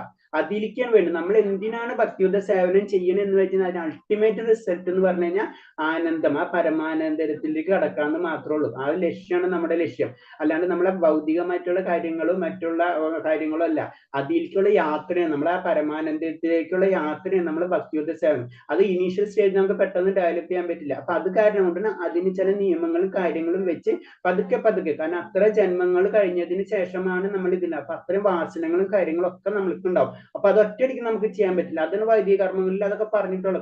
പതുക്കെ നമ്മളെ കൊണ്ടുപോകുന്നതാണ്. അതാണ് അതിന് നമുക്ക് അത് ചിന്തിക്കാനും സ്വതന്ത്രമായി ചിന്തിക്കാനും ആഗ്രഹിക്കാനുള്ള കഴിവുണ്ട്. അതുകൊണ്ട് ജീവാത്മാവ് സ്വന്തം ആഗ്രഹങ്ങൾ പരിഭ്രാന്തനാവുമ്പോൾ ഭഗവാൻ ആഗ്രഹങ്ങൾ പൂർത്തിയാക്കാൻ അനുവാദം നൽകുന്നു. ഇത് തന്നെ സിമ്പിൾ ആയിട്ട് പറഞ്ഞു. ഒരു ചെറിയ കുട്ടി ഒരു ഷോപ്പിംഗ് കോംപ്ലക്സിന്റെ ഉള്ളിൽ ഭയങ്കര ബഹളം വയ്ക്കുമ്പോൾ നമ്മൾ ആ കുട്ടിക്ക് ആ സാധനം വാങ്ങിച്ചു കൊടുക്കുന്നത് പോലെ തന്നെയാണ് നമ്മളെ ആ സാധനം. അപ്പൊ ഭഗവാൻ അതിനനുസരിച്ചുള്ള ഓരോ ജന്മങ്ങളും നമുക്ക് തരുന്നു. നമ്മുടെ ആഗ്രഹം, അമ്മ എന്ന് അല്ലെങ്കിൽ അച്ഛൻ എന്ന് പറഞ്ഞത് ആ കുട്ടിയുടെ സന്തോഷം ഏറ്റവും വലുത്. അപ്പൊ എന്താണ് അവൻ ആഗ്രഹിക്കണം, അവന് വാങ്ങിച്ചു കൊടുക്കണം അല്ലേ. അപ്പൊ ഭൗതിക പ്രകടനമുള്ള അല്ലെങ്കിൽ സൂപ്പർ മാർക്കറ്റിലുള്ള സാധനങ്ങൾ അവന് വാങ്ങിച്ചു കൊടുക്കും എന്ന് പറഞ്ഞ പോലെയാണ് നമ്മൾ ഒരു ജന്മത്തിലേക്ക് അടുത്ത ജന്മത്തിലേക്ക് നമ്മൾ പ്രായിക്കൊണ്ടിരിക്കുന്നത്. സത്യത്തിൽ നമുക്ക് അതിന് മനസ്സിലാക്കി കഴിഞ്ഞ് ഇതൊരു ആവശ്യമില്ലാത്ത സാധനം അല്ലെ, അല്ലെങ്കിൽ എന്താ കുട്ടിയെ കളിപ്പാട്ടം വാങ്ങിച്ച് വീട്ടിലൊന്ന് കൊണ്ടുപോയി ഒരു ദിവസം കഴിയും, അതോടെ കഴിഞ്ഞു. അത് നമുക്ക് അറിയാവുന്ന കാര്യമാണ്. പക്ഷെ എന്നിരുന്നാൽ അവനത് അറിയുന്നില്ല. അവനത് വാങ്ങിക്കും, വീണ്ടും ഉപയോഗിച്ചുകൊണ്ടിരിക്കും. അത് കളയുമ്പോൾ വേറെ ആഗ്രഹം തോന്നും, അവിടെ പോകും. അപ്പൊ നമ്മൾ അത് വാങ്ങിച്ചു കൊടുക്കും. ഇതിങ്ങനെ കറങ്ങിക്കൊണ്ടിരിക്കും. അത് തന്നെയാണ് നമ്മുടെ ജീവിതം. അതാണ് നമ്മൾ മനസ്സിലാക്കേണ്ടത്. അതിന് ഒരിക്കലും നമ്മുടെ ആഗ്രഹങ്ങൾക്ക് ഒരിക്കലും ലിമിറ്റ് ഇല്ല. കാരണം ഭൗതിക പ്രകൃതി അങ്ങനെ അത്തരം സാധനങ്ങളാണ് നമ്മുടെ മുന്നിൽ നിരത്തി വെച്ചിട്ടുള്ളത്. അപ്പൊ നമ്മൾ ഒരെണ്ണം കഴിഞ്ഞ് അടുത്തിലേക്ക് നമ്മളിങ്ങനെ മാറിക്കൊണ്ടിരിക്കും. ജീവാത്മാവിന് അതിനെ ആഗ്രഹം നിവർത്തി വരുത്തുന്നതിന് തികച്ചും അതിനാൽ ആഗ്രഹം നിവർത്തി വരുത്തുന്നത് തികച്ചും ശക്തനല്ല. കാരണം ജീവാത്മാവിന് ഒരിക്കലും സ്വന്തമായിട്ട് ഒരു കാര്യങ്ങളും ചെയ്യാൻ കഴിയില്ല. കാരണം ആഗ്രഹിക്കാനേ കഴിയുള്ളൂ. തരുന്ന മുഴുവനും ഭഗവാനാണ്. നമ്മളെ ആഗ്രഹങ്ങൾക്ക് അനുസരിച്ച് ഭഗവാൻ ഓരോന്നും തരുന്നതാണ് ചെയ്യുന്നത്. പിന്നെ അടുത്ത ശ്ലോകം, ജ്ഞാനേന തുദജ്ഞാനം യേഷം നാശിതമാത്മനാ ദേശമാദിത്യവജ്ഞാനം പ്രകാശതി തത്പരം. അജ്ഞാനത്തെ നശിപ്പിക്കുന്ന ജ്ഞാനം കൊണ്ട് ഒരാൾ പ്രകാശിതനാകുമ്പോൾ പകൽ സമയത്ത് സൂര്യൻ എല്ലാം പ്രകാശിക്കുന്നത് പോലെ അയാളുടെ ജ്ഞാനം എല്ലാം വെളിപ്പെടുത്തുകയും ചെയ്യുന്നു. ഇത് പറയുന്നത് ജ്ഞാനം, നമ്മളെ ജ്ഞാനത്തിലേക്ക് നമ്മൾ കടക്കണം എന്ന് പറയാം. അങ്ങനെ ജ്ഞാനം കിട്ടിക്കഴിഞ്ഞാലേ മാത്രമേ എന്താണ് നമുക്കറിയാം തമസോമ ജ്യോതിർഗയ എന്നുള്ളൊരു വേർഡ് നമ്മൾ ആ തമസ് എന്ന് പറയുന്നത് ഇരുട്ട് എന്ന് പറയുമ്പോൾ എന്താണ് അത് നമുക്കറിയാം ഭൗതിക ലോകത്തിന് നമ്മള് ആ ഇരുട്ട് അല്ലെങ്കിൽ തമസ് കൊണ്ട് ഉദ്ദേശിക്കുന്നത് ആത്മീയ ലോകത്തിന് നമ്മളെ വെളിച്ചം അല്ലെ അതാണ് അല്ലെങ്കിൽ നമുക്ക് ജനറൽ ആയിട്ട് നമുക്കറിയാം ഭഗവാന്റെ പ്രകാശം അല്ലെ ആ ബ്രഹ്മജ്യോതിന് അത് ജ്യോതിർമയാണ് അല്ലെ ആ ബ്രഹ്മജ്യോതിലേക്കാണ് നമ്മൾ കടക്കേണ്ടത് അതാണ് ഇരുട്ട് എന്ന് പറഞ്ഞാൽ ആ ഭൗതിക ശക്തി അല്ലെങ്കിൽ ഭൗതിക ശക്തിനെ നമ്മൾ ഇരുട്ടുകൊണ്ട് ഉദ്ദേശിക്കുന്നത് അല്ലെങ്കിൽ അതിനെ നമ്മൾ അജ്ഞാനം എന്ന് പറഞ്ഞ അജ്ഞാനത്തെ നമ്മൾ എങ്ങനെയാണ് ജ്ഞാനം കൊണ്ട് വെളിച്ചം കൊണ്ട് ഇരുട്ടിനെ നമുക്ക് ഇരുട്ട് മാറ്റണമെങ്കിൽ എന്താ നമുക്ക് വെളിച്ചം വേണം അല്ലെ അത് തന്നെ അല്ലെങ്കിൽ അജ്ഞാനത്തെ ജ്ഞാനം കൊണ്ട് പ്രകാശിക്കാൻ കഴിയണം അതാണ് നമ്മുടെ ലക്ഷ്യം അതായത് ഇൻഡയറക്റ്റ് ആയിട്ട് പറയുന്നതൊക്കെ എന്താണ് നമ്മൾ പ്രകാശം എന്ന് പറഞ്ഞത് ഭഗവാനാണ് ഭഗവാനിലേക്ക് നമ്മൾ കണക്ട് ചെയ്യണം അത് തന്നെയാണ് അതിൽ വരുന്ന തമസോമ ജ്യോതിർഗമ ഒക്കെ എന്തൊക്കെ പറഞ്ഞ എല്ലാ ശ്ലോകങ്ങളും ഇൻഡയറക്റ്റ് എല്ലാതും ഭഗവാനിലേക്ക് നമ്മൾ കണക്ട് ചെയ്യണം എന്ന് തന്നെയാണ് ഇതിലൊക്കെ പറഞ്ഞു വരുന്നത്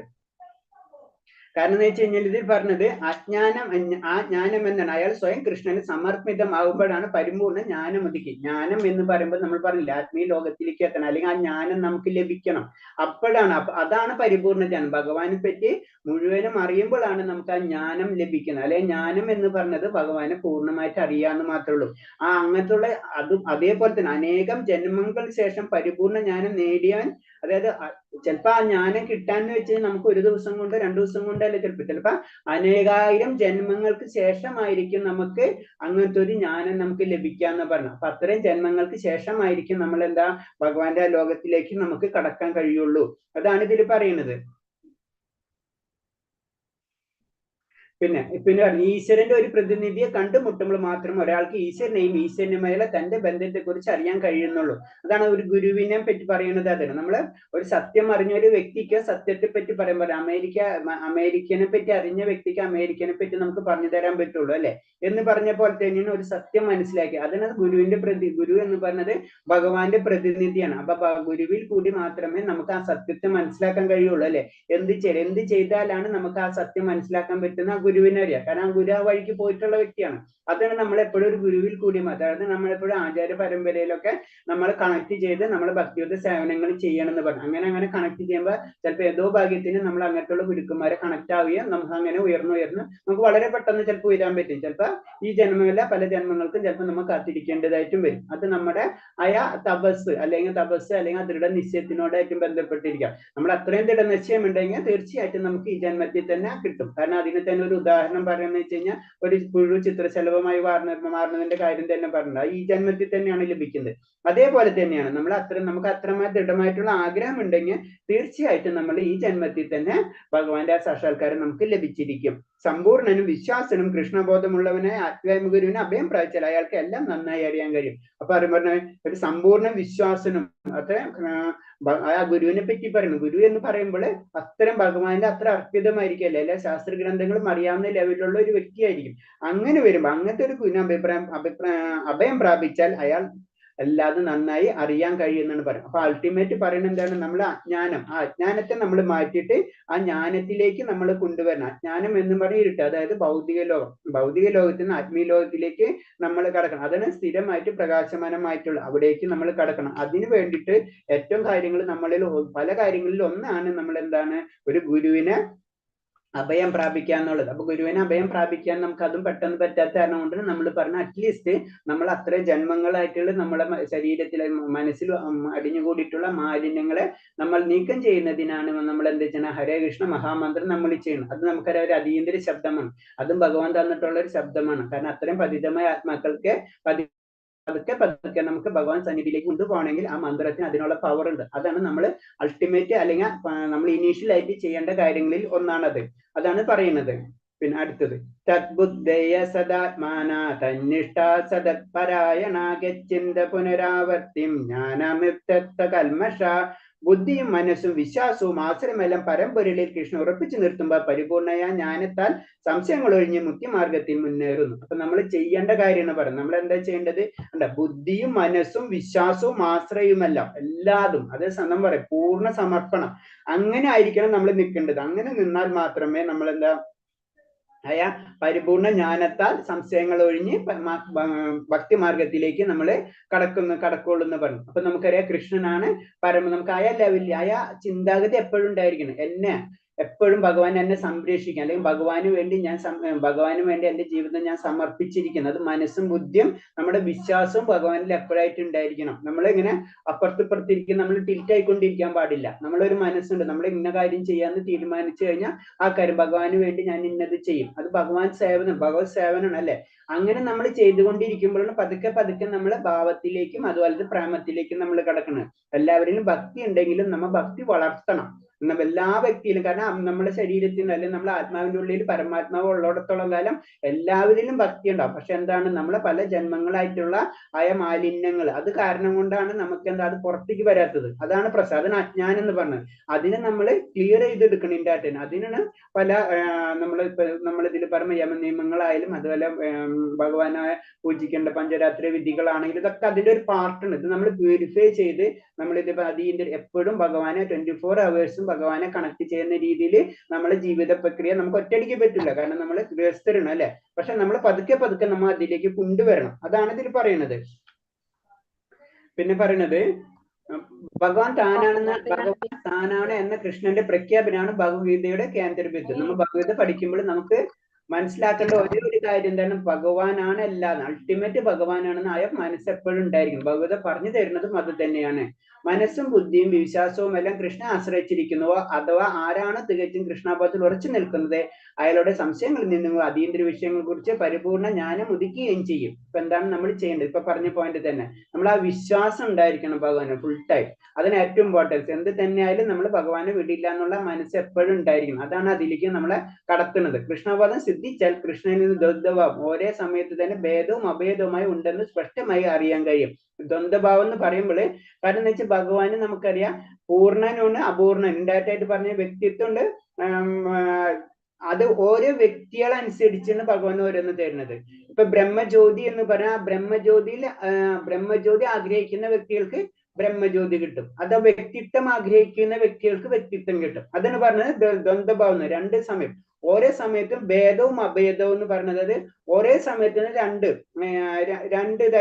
രണ്ട് ഇത് കാണാൻ പറ്റും. അത് നമ്മ എങ്ങനെയാ നോക്കുന്നത്, എങ്ങനെ നമ്മൾ അപ്രോച്ച് ചെയ്യണം, അതേപോലെ തന്നെ ഭഗവാൻ നമുക്ക് പ്രത്യക്ഷപ്പെടാ ചെയ്യുന്നത്. ഭഗവാൻ അണുവായിട്ട് കാണുക അണു, വിഭുവായിട്ട് കാണും വിഭു, എല്ലാവർക്കും പ്രപഞ്ചത്തിൽ മുഴുവൻ നിറഞ്ഞു നിൽക്കുന്ന വ്യക്തിയാണെങ്കിൽ അങ്ങനെ, എന്നിൽ മാത്രം നിറഞ്ഞു നിൽക്കുകയാണെങ്കിൽ അങ്ങനെ, ദൂരസ്ഥനാണ് ദൂരൻ, അടുത്താണെങ്കിൽ അടുത്ത്. കാരണം ഭഗവാന്റെ ശക്തി അതാണ്. ഭഗവാൻ നമ്മൾക്കിൽ ഭിന്നമാണ് അഭിന്നമാണ്, രണ്ടും ഒന്നാണ് അല്ലെ.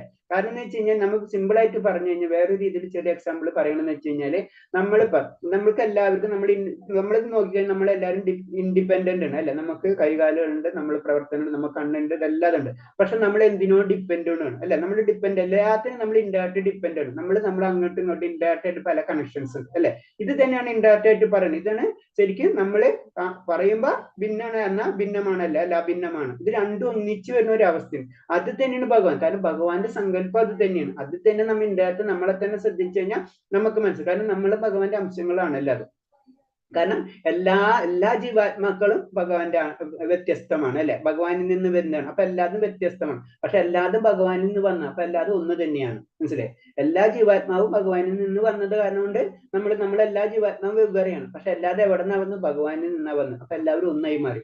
അതാണ് ഭിന്നവും അതല്ലെങ്കിൽ ഭേദവും അഭേദവും, അല്ലെങ്കിൽ ഭിന്നം അഭിന്നം എന്ന് പറഞ്ഞ ഒരു അവസ്ഥ. അത് ശരിക്കും അതൊക്കെ മനസ്സിലാക്കുമ്പോഴാണ് നമ്മൾ എന്താ കൃഷ്ണാവബോധത്തിലേക്ക് നമ്മൾ പൂർണ്ണമായിട്ട് തിരിഞ്ഞ. അതാണ് കൃഷ്ണാവബോധം എന്ന് പറയുന്നത് തന്നെ. അതിനൊരു ഉദാഹരണം തന്നെ അടുത്ത ശ്ലോകം പറയുന്നത്, വിദ്യാ വിനയ സമ്പന്നേ ബ്രാഹ്മണേ ഗവി ഹസ്തനി സുനിശ്ചൈവ ശാഭേക്ഷ പണ്ഡിത സമദർശന. അറിവും വിനയമുള്ള ബ്രാഹ്മണനെയും പശുവിനെയും ആനയെയും നായയെയും നായമാംസം ഭക്ഷിക്കുന്ന ചണ്ടാലനെയും സമദൃഷ്ടിയോടെ യഥാർത്ഥ ജ്ഞാനമുള്ളവരായ വിനിയുക്തരായ പണ്ഡിതന്മാർ വീക്ഷിക്കുന്നതേ. അപ്പൊ എന്താ, ജ്ഞാനം കിട്ടിയ വ്യക്തികൾ, ആ ജ്ഞാനം കിട്ടിയ വ്യക്തികള് ബ്രാഹ്മണനായാലും പശു ആയാലും നായനെ ഭക്ഷിക്കുന്ന ചണ്ടാലനായാലും ഇതിനെല്ലാവരും ഒരേപോലെയാണ് കാണാം. കഴിയുന്ന എല്ലാവരും ഉള്ളില് ആ പരമാത്മാവ് ഉണ്ടെന്നുള്ള സത്യം ആർക്കറിയാൻ പറ്റും? ആയ പണ്ഡിതൻ അല്ലെങ്കിൽ ആ ഭക്തന് അറിയാൻ പറ്റും. അതാണ് ഞാൻ പറഞ്ഞത്. ആ ലെവലിലേക്ക് നമ്മൾ ഉയരണം. ഇപ്പൊ നമ്മള് ഭിന്നമാണ് അഭിന്നമാണ്, പക്ഷെ ഇത് രണ്ടും ഒന്നാണെന്നുള്ള ശക്തി അത് നമുക്ക് എന്ന് മനസ്സിലാവണം. അന്നാണ് തൊട്ട് നമ്മള് ആ ഭക്തിയിലേക്ക് നമുക്ക് ഉയരാൻ കഴിയാം. അപ്പൊ കാരണം എന്ന് വെച്ച് കഴിഞ്ഞാൽ പണ്ഡിതനാകുമ്പോൾ അതീന്ദ്രമായിട്ടുള്ള കഴിവ്, അല്ലെങ്കിൽ ആ ഭക്തൻ എന്നൊരു അതീന്ദ്രമായിട്ടുള്ള കഴിവ് വന്നിട്ടുണ്ട്. അപ്പൊ ആ കഴിവ് വന്നിട്ടുള്ള കാരണം ഇങ്ങനത്തെ കാര്യങ്ങൾ നമ്മൾ മനസ്സിലാക്കാൻ കഴിയും. ആ വ്യക്തി കാണുമ്പോൾ, നമ്മളെ കാണുമ്പോൾ നമ്മളൊരു സ്കാൻ ചെയ്യുന്ന പോലെ തന്നെ ഉണ്ടാകട്ടെ, നമുക്കത് മനസ്സിലാവില്ല.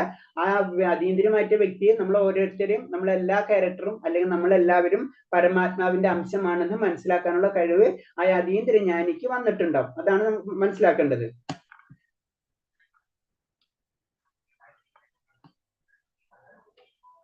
അതിന് കൃഷ്ണബോധം ഉദിച്ചവർക്ക് വർഗവിവേചനമോ ജാതി ഭേദമോ ഉണ്ടാവില്ല. കാരണം എല്ലാതും ഭഗവാന്റെ അംശങ്ങളാണ് എന്ന് പറയും, ആ ഒരു വിശ്വാസം. പിന്നെ എല്ലാതും ഭഗവാൻ പരമാത്മാവും എല്ലാ ജീവജാലങ്ങളിലും ഉള്ളിലുണ്ടെന്ന് മനസ്സിലാക്കുമ്പോഴാണ് ആ കൃഷ്ണബോധം വരുന്നത്. അതിന് പറഞ്ഞാൽ ഭക്തി എന്ന് പറയുമ്പോൾ കുറെ വളരെ ഉയരുമ്പോഴാണ് നമ്മൾ ആ പവറിലേക്ക് എത്തുന്നത്. നമുക്കിപ്പോ സാധാരണ രീതിയിൽ നമുക്കിതൊന്നും ചിന്തിക്കാനേ പറ്റില്ല. ഒരു നായനെയും ഒരു പശുവിനൊക്കെ ഒരേപോലെ കാണാന്നൊക്കെ പറഞ്ഞു കഴിഞ്ഞാല് നമുക്കൊന്നും ചിന്തിക്കണതിന്റെ അപ്പുറത്തുണ്ട് അല്ലെ. അതിന് നമ്മുടെ ഭക്തി എന്ന് പറയുമ്പോൾ നമ്മൾ ഉദ്ദേശിക്കുന്നതല്ല ഭക്തി എന്ന് പറഞ്ഞാൽ നമുക്കതിന് മനസ്സിലാക്കേണ്ടത്.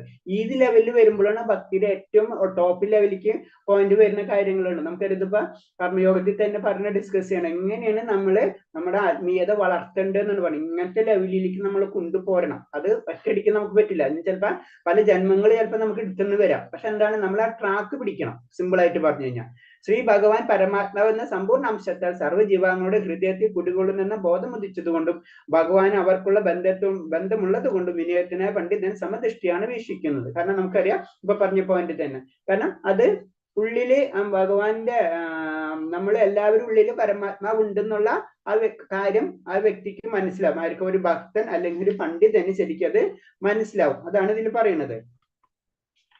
അടുത്ത ശ്ലോകം. ഇഹൈവ തർജിത സ്വർഗോ യേഷം സാമാസ്ഥിതം മനാ നിർദോഷം ഹി സമം ബ്രഹ്മ തസ്മാത് ബ്രഹ്മണി ദേസ്ഥിത.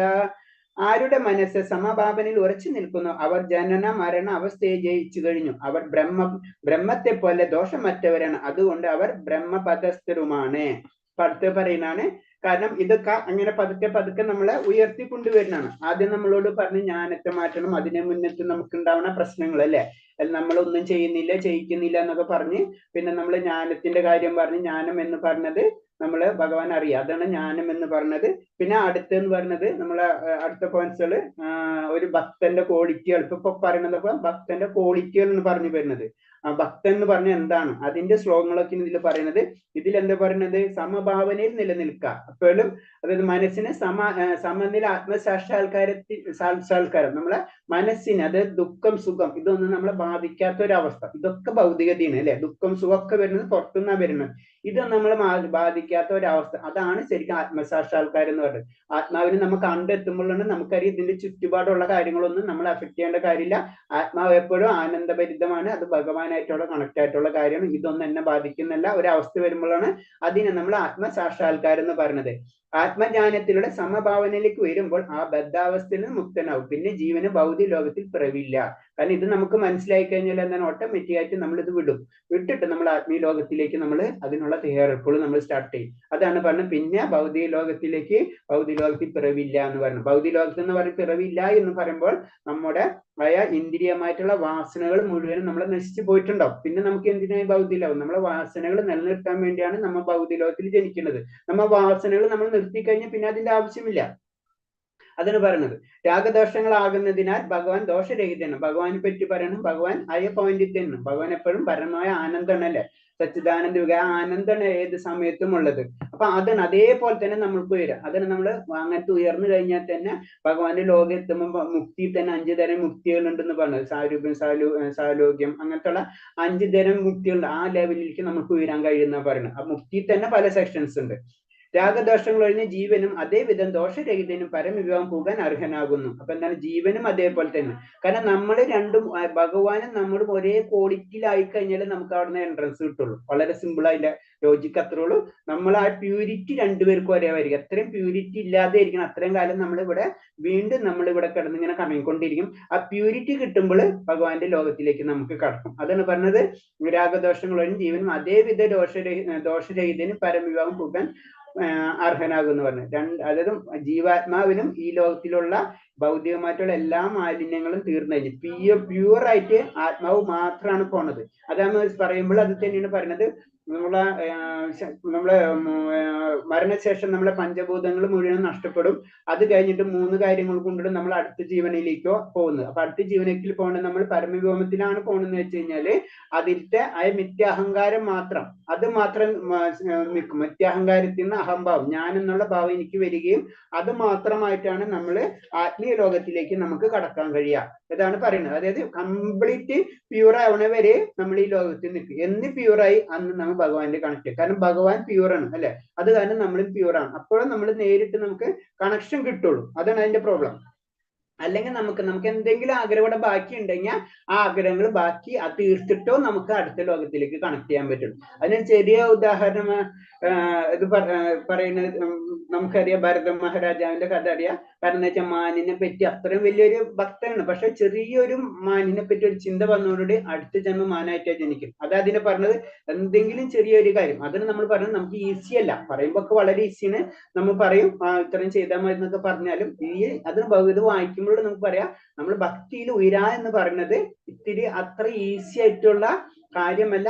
അതിൻ്റെയുള്ള സ്റ്റെപ്പുകൾ ഉണ്ട്. അത് കാരണം അല്ലെങ്കിൽ പിന്നെ എല്ലാവർക്കും ഇതങ്ങോട്ട് ചെയ്തങ്ങോട്ട് പോയാൽ പോരെ, വളരെ സിമ്പിൾ ആയിട്ട് ചിന്തിച്ചു കഴിഞ്ഞാൽ. അതല്ല, കാരണം അത് അത്ര ചില നമുക്കറിയാം വലിയ വലിയ ആചാര്യന്മാർ അവര് ജീവിതം തന്നെ സമർപ്പിച്ചിരിക്കുക ഭഗവാന് വേണ്ടി അല്ലെ. അത്ര വലിയ വലിയ ആചാര്യം ബ്രഹ്മചാരികൾ എന്നൊക്കെ പറഞ്ഞാൽ അവര് ജീവിതം തന്നെ ഭഗവാനായിട്ട് സമർപ്പിച്ചിരിക്കുക. എന്നിട്ട് അവർക്ക് അതിൻ്റെ എന്നിട്ട് നമ്മൾക്ക് എന്നാലും പല ജന്മങ്ങളിലുള്ള വാസനകൾ ആ ബ്രഹ്മചാരികൾക്കും സംഭവിക്കുന്നുണ്ട് അല്ലെ.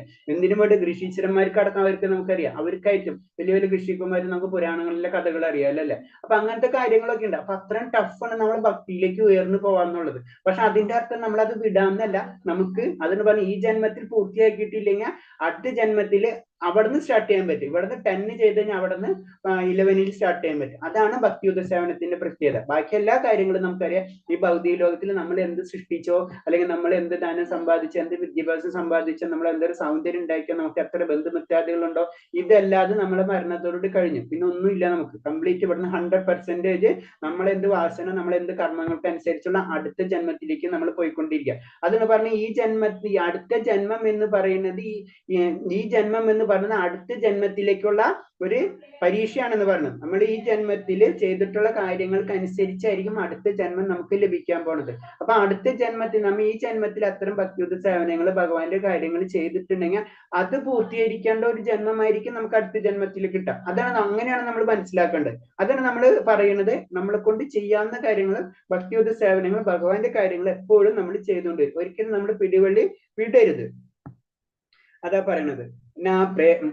അടുത്ത ശ്ലോകം. നാ പ്രേഹ്യേഷ്യത് പ്രിയം ചാപ്യ നോചിദത് പ്രാപ്യ ചാപ്രിയം സ്ഥിരബുദ്ധി സമ്മൂഢ ബ്രഹ്മവിദ് ബ്രഹ്മണി സ്ഥിത.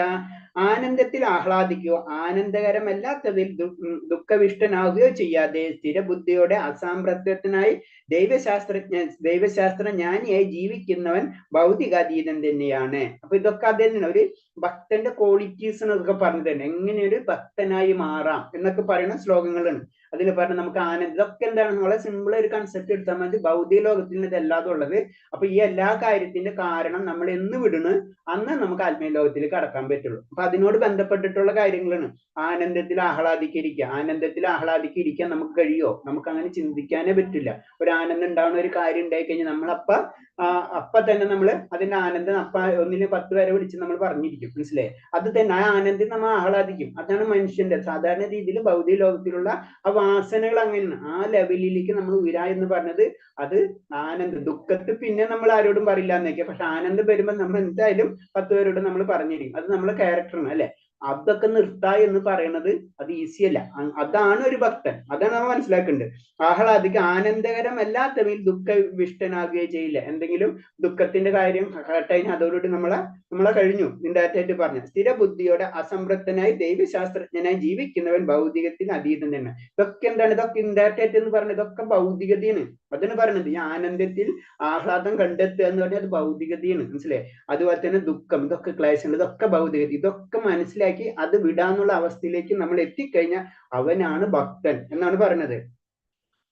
ആത്മസാക്ഷാത്കാരം സിദ്ധിച്ച മനുഷ്യന്റെ ലക്ഷണങ്ങളാണ് ഇവ പറഞ്ഞത്. ഇതൊക്കെയാണ് ആത്മസാക്ഷാത്കാരം സിദ്ധിച്ചത്. ശരീരം താനും ഒന്നാണെന്നുള്ള മിഥ്യബോധം അയാൾക്ക് ഉണ്ടാവില്ല എന്നാണ് മുഖ്യ ലക്ഷണം. കാരണം ഇതൊക്കെ ശരീരം കൊണ്ടാണ്, ശരീരത്തിന്റെ ഒരു അവസ്ഥയാണ്. ഇതൊക്കെ നമുക്ക് ഭൗതികതയിലേക്ക് നമ്മൾ ആത്മാവ് വരുമ്പോൾ നമുക്ക് എന്താണ് ഈ ശരീരം നമുക്ക് വേണം, അല്ലാണ്ട് നമുക്ക് ഇവിടെ ഒന്നും ചെയ്യാൻ പറ്റില്ല.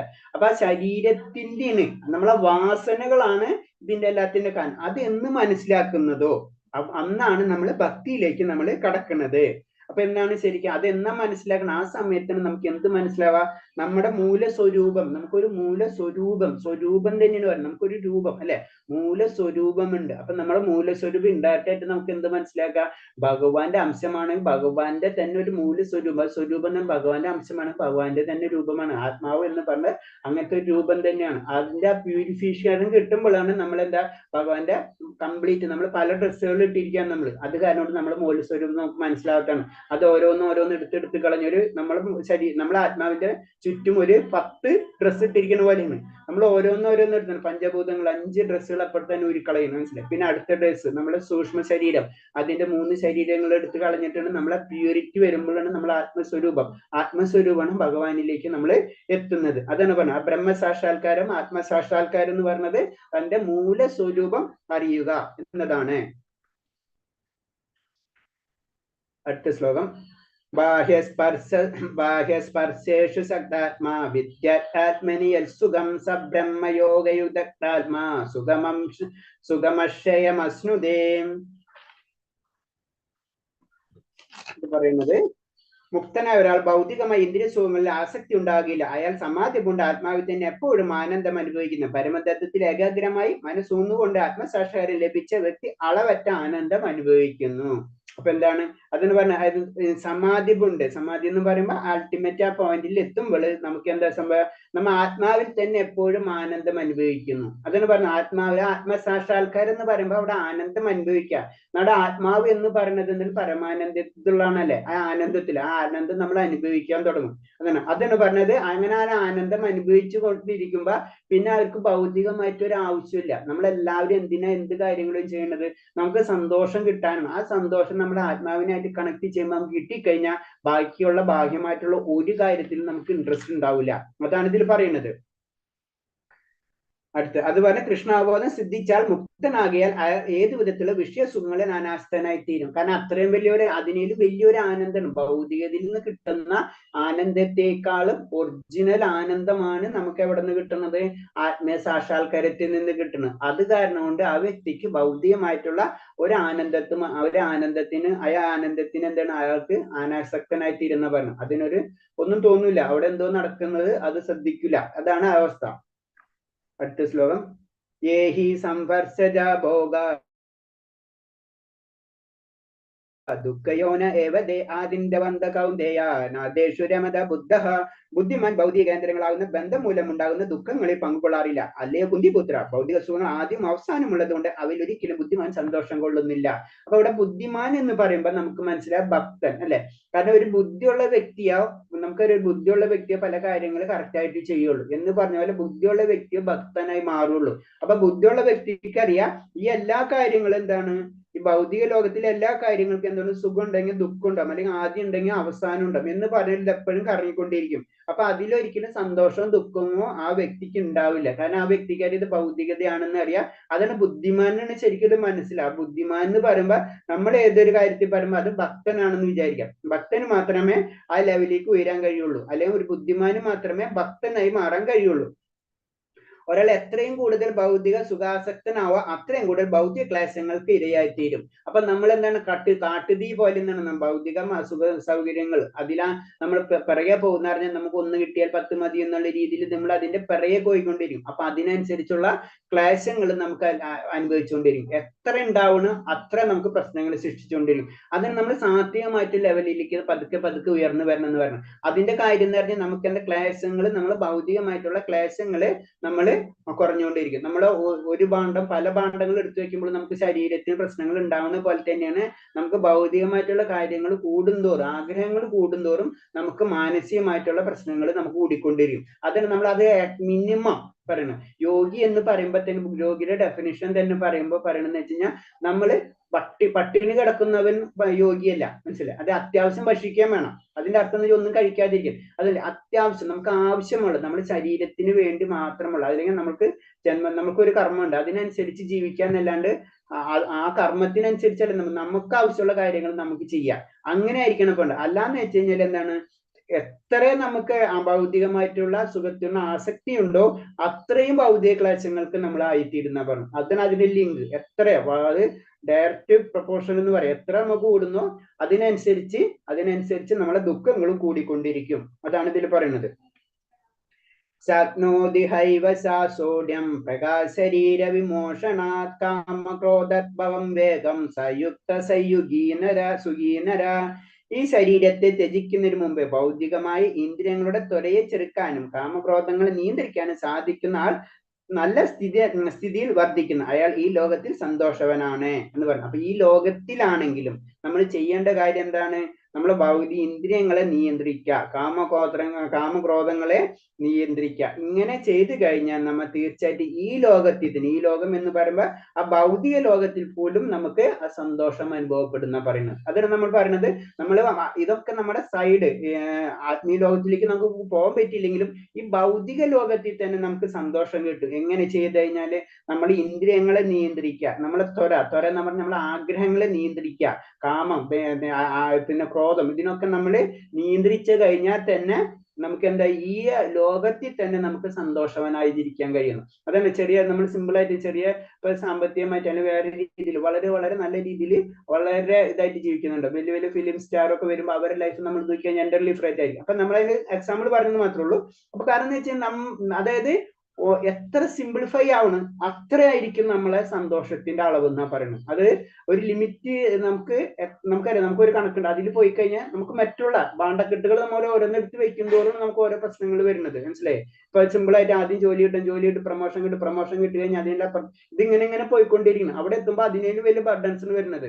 അത് ആരും പറയാത്തതെന്ന് മാത്രമേ ഉള്ളൂ. നമുക്ക് അത് അങ്ങനെയാണ്. കാരണം എന്ന് വെച്ചാൽ ഈ ലോകം മുഴുവനും മുഖം മൂടിയിട്ട് നടക്കണാണല്ല. നമ്മ ആരോടും അങ്ങനെ കാര്യങ്ങൾ പറയാത്ത ആരാണ്. പക്ഷെ നമുക്കറിയാം എന്നാ പക്ഷെ എല്ലാവരും കാര്യം അറിയുകയും ചെയ്യാം. അതാണ് ഈ പ്രത്യേകത. അതാണ് ഈ ഭൗതികത്തിന്റെ ക്ലേശം എന്ന് പറയുന്നത്. കാരണം എല്ലാവരും ഞാൻ ശരീരമാണെന്നുള്ള ചിന്താഗതിയാണ്. അതാണ് ഈ പ്രോബ്ലം. അപ്പൊ നമ്മൾ ചെയ്യേണ്ട കാര്യമാണ് പറഞ്ഞാൽ നമ്മൾ ഇന്ദ്രിയങ്ങളെ പതുക്കെ നിയന്ത്രിച്ച് നമ്മളെ കാമക്രോധങ്ങളെ നിയന്ത്രിച്ച് അങ്ങനെയാണെങ്കിൽ ഈ ലോകത്തിൽ തന്നെ സന്തോഷവനായി തീരുന്ന പറയുന്നത്. അതിന് നമ്മള് നിയന്ത്രിക്കേണ്ട മെയിൻ ആയിട്ട് കാര്യങ്ങളും പറയുന്നുണ്ട്. വാക്ക്, മനസ്സ്, ഉദരം, ജനേന്ദ്രിയം, രസന, ക്രോധം ഇവയ്ക്കും ഗണ്യമായ ശക്തികൾ ഉണ്ടെന്ന് പറയുന്നത്. അപ്പൊ ഇതിലേതെങ്കിലും ചിലര് വാക്കുകൊണ്ട് നല്ല വ്യക്തികൾ പക്ഷെ മനസ്സുകൊണ്ട് ശരിയില്ലാത്തവരായിരിക്കും. ചിലര് ഉദരം അതിന്റെ പ്രശ്നങ്ങൾ, ജനനേന്ദ്രിയം നമുക്കറിയാം, രസന, ക്രോധം ഇതൊക്കെ പലരും ചിലത് ഇതെല്ലാതും ഡേഞ്ചറാ. ഇതൊക്കെ ഇതിന് അതിൻ്റെതായ പവർ ഉണ്ടെന്ന് പറയും. ഒരെണ്ണം ചെയ്താൽ പോരെ, എല്ലാതും നമ്മൾ ചെയ്യണം. അത് നമ്മൾ ആദ്യ യമനിയമങ്ങളിൽ പറയുന്നത് ഇതൊക്കെ നമ്മൾ കൺട്രോൾ ചെയ്യണമെന്നാണ് പറയുന്നത്. ഇങ്ങനെ കൺട്രോൾ ചെയ്താലോ നമുക്ക് ഈ ലോകത്തിൽ തന്നെ ഭൗതിക ലോകത്തിൽ തന്നെ നമുക്ക് കുറച്ച് സമാധാനം കിട്ടുമെന്ന് പറയുന്നത്. എല്ലാവരോടും ചോദിച്ചു കഴിഞ്ഞാൽ സിമ്പിൾ ആയിട്ട് പറഞ്ഞ ഒരു ഡയലോഗാണ് നമുക്കറിയാം, സമാധാനം. ഈ സമാധാനം കിട്ടണമെങ്കിൽ നമ്മളെ ആഗ്രഹങ്ങൾ നമ്മൾ ഇന്ദ്രിയങ്ങളെ പ്രത്യേകിച്ച് വാക്ക്, മനസ്സ്, ഉദരം, ജനനേന്ദ്രിയം, രസന, ക്രോധം ഇവയൊക്കെ നമ്മൾ പതുക്കെങ്കിലും കുറച്ചെങ്കിലും നമ്മൾ നിയന്ത്രിച്ചിട്ടില്ലെങ്കിൽ നമുക്ക് ഈ ലോകത്ത് ഭൗതികമായിട്ടുള്ള പ്രശ്നങ്ങൾ കൂടിക്കൊണ്ടേയിരിക്കുള്ളൂ. അതാണ് ഇതിൽ പറയുന്നത്. അടുത്ത ശ്ലോകം. യോ അന്തസുഖോ അന്തരാരാമ സ്തദാന്തർ ജ്യോതിരേവയാ സയോഗി ബ്രഹ്മ നിർവാണം ബ്രഹ്മബോധോതി ഗച്ഛതി.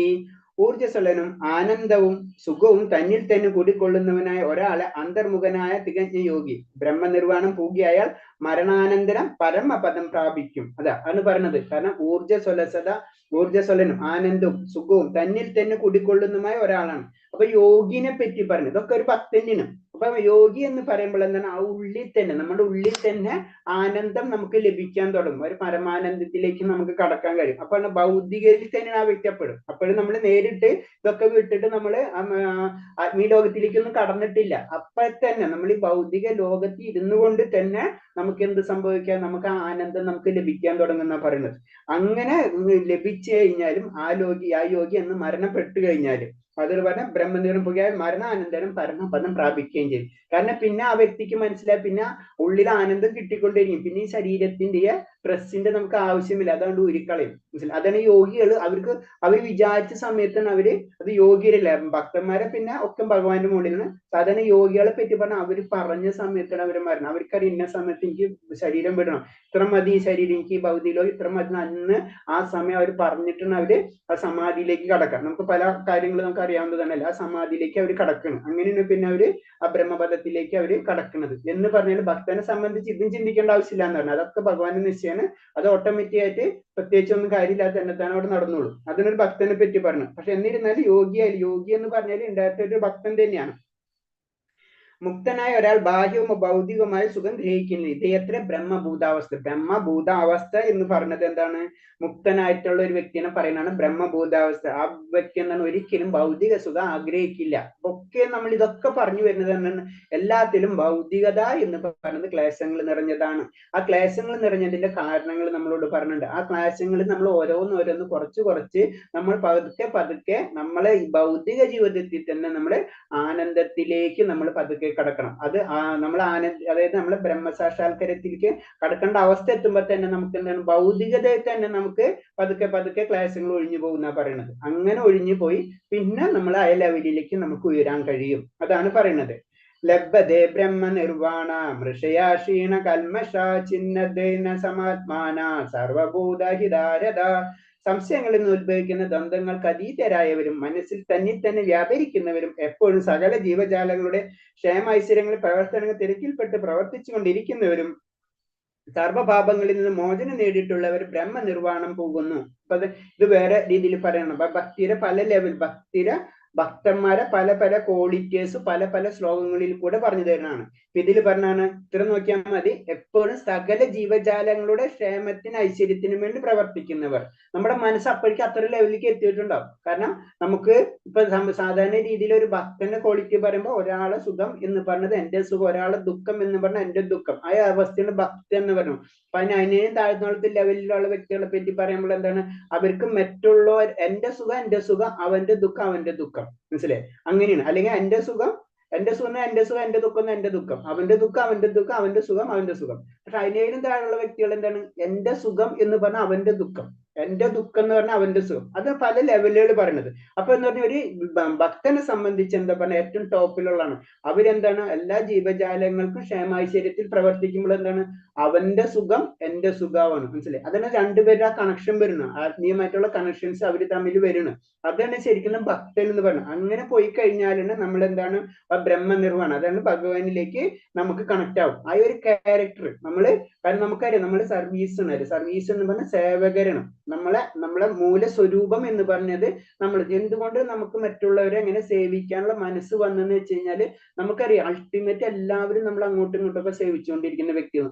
അത് എന്തുകൊണ്ട് വന്നു എന്ന് ചോദിക്കുമ്പോൾ ഇതാണ് അതിന്റെ കാരണം നമ്മൾ ഭഗവാനെ സേവിക്കാൻ വേണ്ടി വന്നിട്ടുള്ളവരാണ്. അപ്പൊ ഭഗവാന് കിട്ടാത്ത കാരണം നമ്മൾ ഇവിടെ പലവരും സേവിക്കുന്നത് മാത്രമേ ഉള്ളൂ, ഇൻഡയറക്റ്റ് ആയിട്ട് പറഞ്ഞു. പക്ഷെ ആത്മീയയിലേക്ക് വരുമ്പോൾ അവർക്ക് മനസ്സിലാവും എല്ലാ ജീവജാലങ്ങൾക്കുള്ളിലും പരമാത്മ രൂപമുണ്ട്, അതുപോലെ തന്നെ ജീവാത്മാ രൂപമുണ്ട്, അതെല്ലാം ഭഗവാന്റെ അംശങ്ങൾ. അതറിഞ്ഞിട്ട് അവർ ചെയ്യും. മനസ്സിലായി? നമ്മളതന്ന് അറിയാണ്ട് ഇങ്ങനെ ചെയ്തു പോകണം. അതാണ് ഡിഫറൻസ്. ഇപ്പൊ എന്ത് പറഞ്ഞാലും ഭക്തനാകുമ്പോൾ ആ ലെവലിലേക്ക് ഉയർന്നിട്ടുണ്ടായിരിക്കും. എല്ലാ ജീവജാലങ്ങളിലെയും ക്ഷേമ ഐശ്വര്യങ്ങൾ പ്രവർത്തിക്കും. അത് കാരണം കൊണ്ടാണ് മാനവ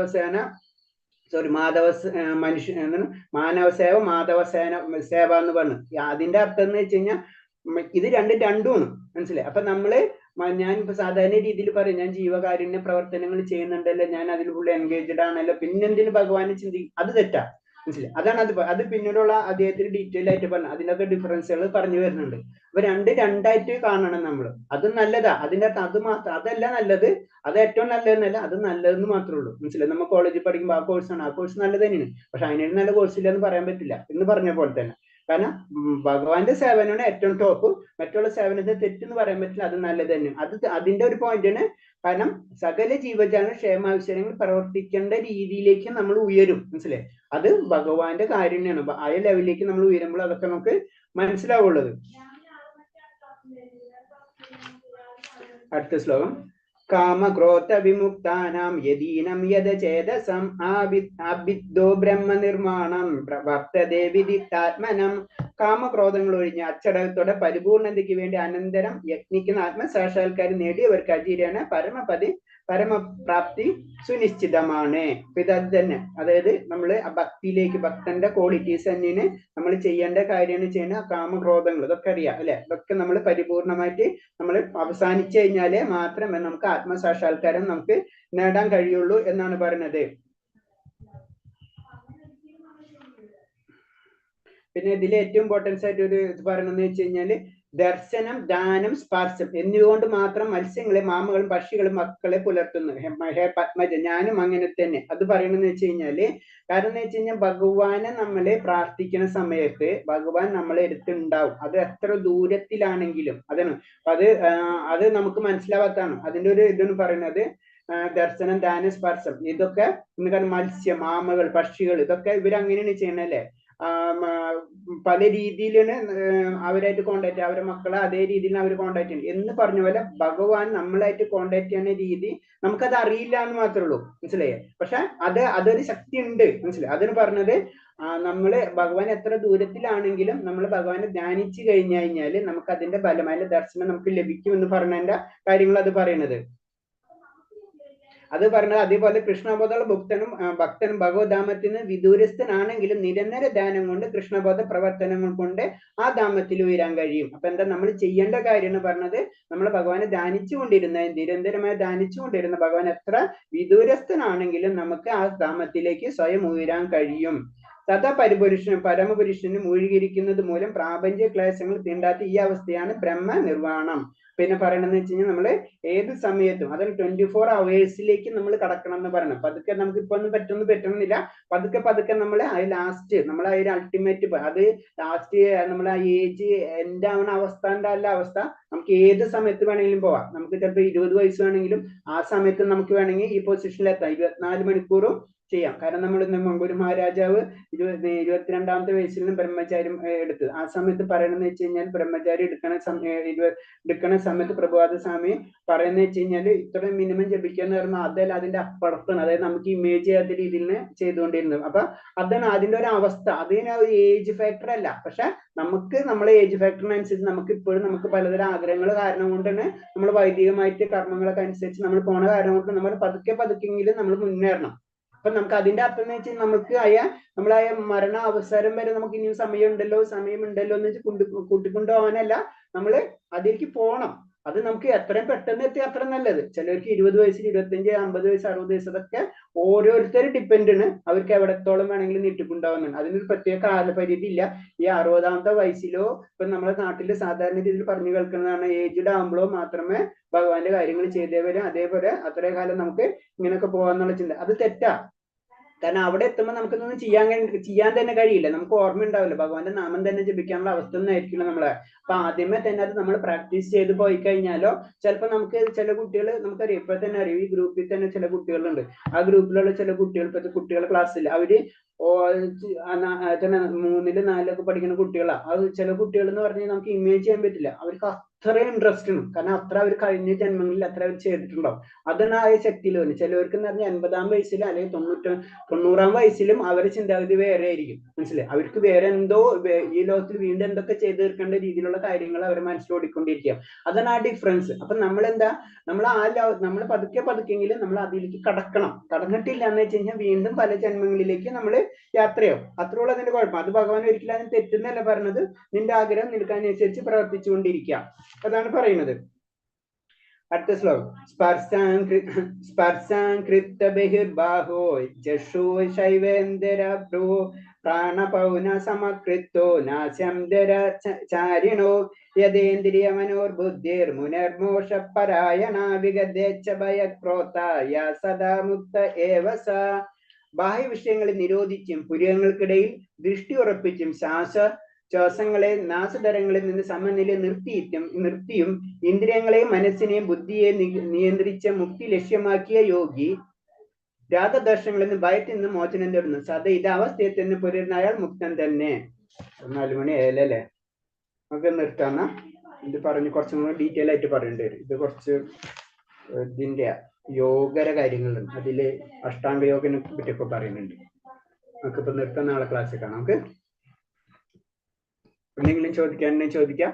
ഞാൻ ഇന്ന് ജസ്റ്റ് ഒരു സമ്മറി പറയണെങ്കിൽ ജസ്റ്റ് ഒന്ന് പറയാം. അതായത് ആദ്യം നമ്മൾ പറഞ്ഞത് എന്താ, നമ്മള് ഇതായിരുന്നു ആത്മാവിന്റെ കാര്യമാണ്. ആത്മാവ് ഒന്നും ചെയ്യുന്നില്ല, ചെയ്യിപ്പിക്കുന്നില്ല. മനസ്സിലായി? അപ്പൊ നമുക്ക് മനസ്സിലായി. പിന്നെ എന്താ ചെയ്യിപ്പിക്കുന്നത്? പ്രകൃതിയുടെ ത്രിഗുണങ്ങളാണ് ചെയ്യിപ്പിക്കുന്നത്. പിന്നെ വരുന്ന അതിൽ പറഞ്ഞ ഡിസ്കഷൻ ചെയ്തു വന്നിട്ടുള്ളത് പിന്നെ ക്വാളിറ്റിയാണ്. നമ്മള് ഒരു ഭക്തന്റെ ക്വാളിറ്റീസ് എന്ന് പറഞ്ഞുകൊണ്ടിരിക്കുന്നത് അല്ലേ. നമ്മൾ നിയന്ത്രിക്കണം, നമ്മളെ ആഗ്രഹങ്ങളെ നിയന്ത്രിക്കണം. അതേപോലെ തന്നെ പിന്നെ പറഞ്ഞു വരുന്നത് ആഗ്രഹങ്ങളൊക്കെ നിലനിർത്താൻ. പിന്നെ നമ്മൾ ദുഃഖങ്ങൾ സന്തോഷങ്ങൾ ഇതൊക്കെ എന്താണ്, ഭൗതികമായിട്ടുള്ള കാര്യങ്ങളാണ്. അത് നമ്മൾ അതേ ലെവലിൽ തന്നെ കണ്ടു കഴിഞ്ഞാല് നമ്മൾ ആത്മീയമായിട്ടുള്ള പുരോഗമനത്തിലേക്ക് കടക്കാൻ പറ്റുള്ളൂ. പിന്നെ ജ്ഞാനം എന്ന് പറഞ്ഞത് ഭഗവാനെയാണ്. അത് പറഞ്ഞ തമസോമ ജ്യോതിർഗയ എന്ന് പറഞ്ഞില്ല. അതായത് ആ ജ്ഞാനം നമ്മൾ അറിയണം. ആ ജ്ഞാനത്തെ അറിയുന്നതിന് ഭഗവാനെ അറിയണം. അജ്ഞാനം എന്ന് പറയുന്നത് ഭൗതിക പ്രകൃതിയാണ്. അതിൽ നിന്ന് ജ്ഞാനത്തിലേക്ക് കടക്കണം. അതാണ് നമ്മുടെ ലക്ഷ്യം. ഇതാണ് പറഞ്ഞത്. അതില് ശരിക്കും ആത്മാവ് എന്ന് പറയുന്നത്, ആത്മാവ് എപ്പോഴും പരമമായ ആനന്ദത്തിൽ തന്നെയാണ്. ആത്മാവിനെ ഒരിക്കലും ഒരു കർമ്മങ്ങൾ ചെയ്യുന്നില്ല, ചെയ്യിപ്പിക്കുന്നില്ല. പക്ഷെ എന്താണ്, ശരീരത്തിനുള്ള താതാത്മ്യം വരുന്നതാണ്. അതാണ് സന്തോഷം എന്ന് ചെയ്തിട്ട് അതിനനുസരിച്ച് പോയിക്കൊണ്ടിരിക്കണം. അതാണ് പ്രോബ്ലം. അത് കാരണം എന്താണ്, ആ കർമ്മേന്ദ്രിയങ്ങൾ ആ വാസന കൊണ്ടാണ് നമ്മൾ അടുത്ത ജന്മങ്ങളിലേക്കൊക്കെ നമ്മളിങ്ങനെ പോയിക്കൊണ്ടിരിക്കും. പക്ഷെ ആത്മാവിന് അതിനൊരു പവർ ഉണ്ട് ഇതിനൊക്കെ നിയന്ത്രിക്കാൻ. അതിന് നമുക്ക് ആത്മാവിന് അതിന്റെ അപ്പൊ നമ്മൾക്ക് ശ്രദ്ധിക്കാം, നമുക്ക് നമ്മുടേതായ പവർ ഉണ്ട്. ആ പവർ ഉപയോഗിച്ചിട്ട് മനസ്സിനെ ഇന്ദ്രിയങ്ങളെ നമ്മൾ നിയന്ത്രിച്ച് നമ്മൾ ഭൗതിക ലോകത്തിലാണ് ഈ പ്രശ്നങ്ങൾ എന്നുള്ളത് അത് മനസ്സിലാക്കി അതിനനുസരിച്ച് പ്രവർത്തിച്ച് ഉയർന്നു വരണം എന്നാണ് ഈ ശ്ലോകങ്ങളിൽ കൂടെ പറഞ്ഞു തരുന്നത്. ഒരു ഭക്തനാവുമ്പോ ഇതൊന്നും അഫക്റ്റ് ചെയ്യില്ല.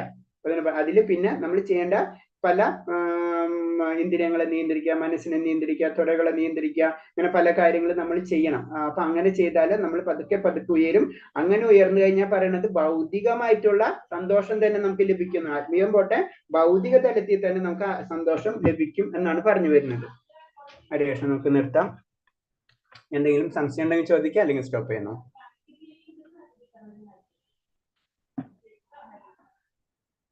ഹരേഷ്, പഞ്ചകൽപതരൂപേജ കൃപാസിന്ധ്യാവജ പതിനാം പാവന്യേഭ്യ വൈഷ്ണവേഭ്യ ആനന്ദകോടി വൈഷ്ണവ ഭക്തർക്ക് പ്രഭാതിക്ക് ഗുരുദേവിക്ക് ഹരേഷ്. പ്രണാമം, എല്ലാവർക്കും പ്രണാമം. അപ്പൊ നാളെ നിങ്ങളൊന്ന് വായിച്ചു വരാം. എന്തെങ്കിലും ഡൗട്ട് ഉണ്ടെങ്കിൽ ചോദിക്കാം. ഹരേഷ്, ശരി മാതാജി, നിർത്തട്ടെ. നിർത്താം പ്രഭുജി. ഹരേ കൃഷ്ണ. ഹരേഷ്, ശരി മാതാജി, താങ്ക് യു മാതാജി. ഒരു സെക്കൻഡ് ക്ലോസ് ചെയ്തോട്ടെ.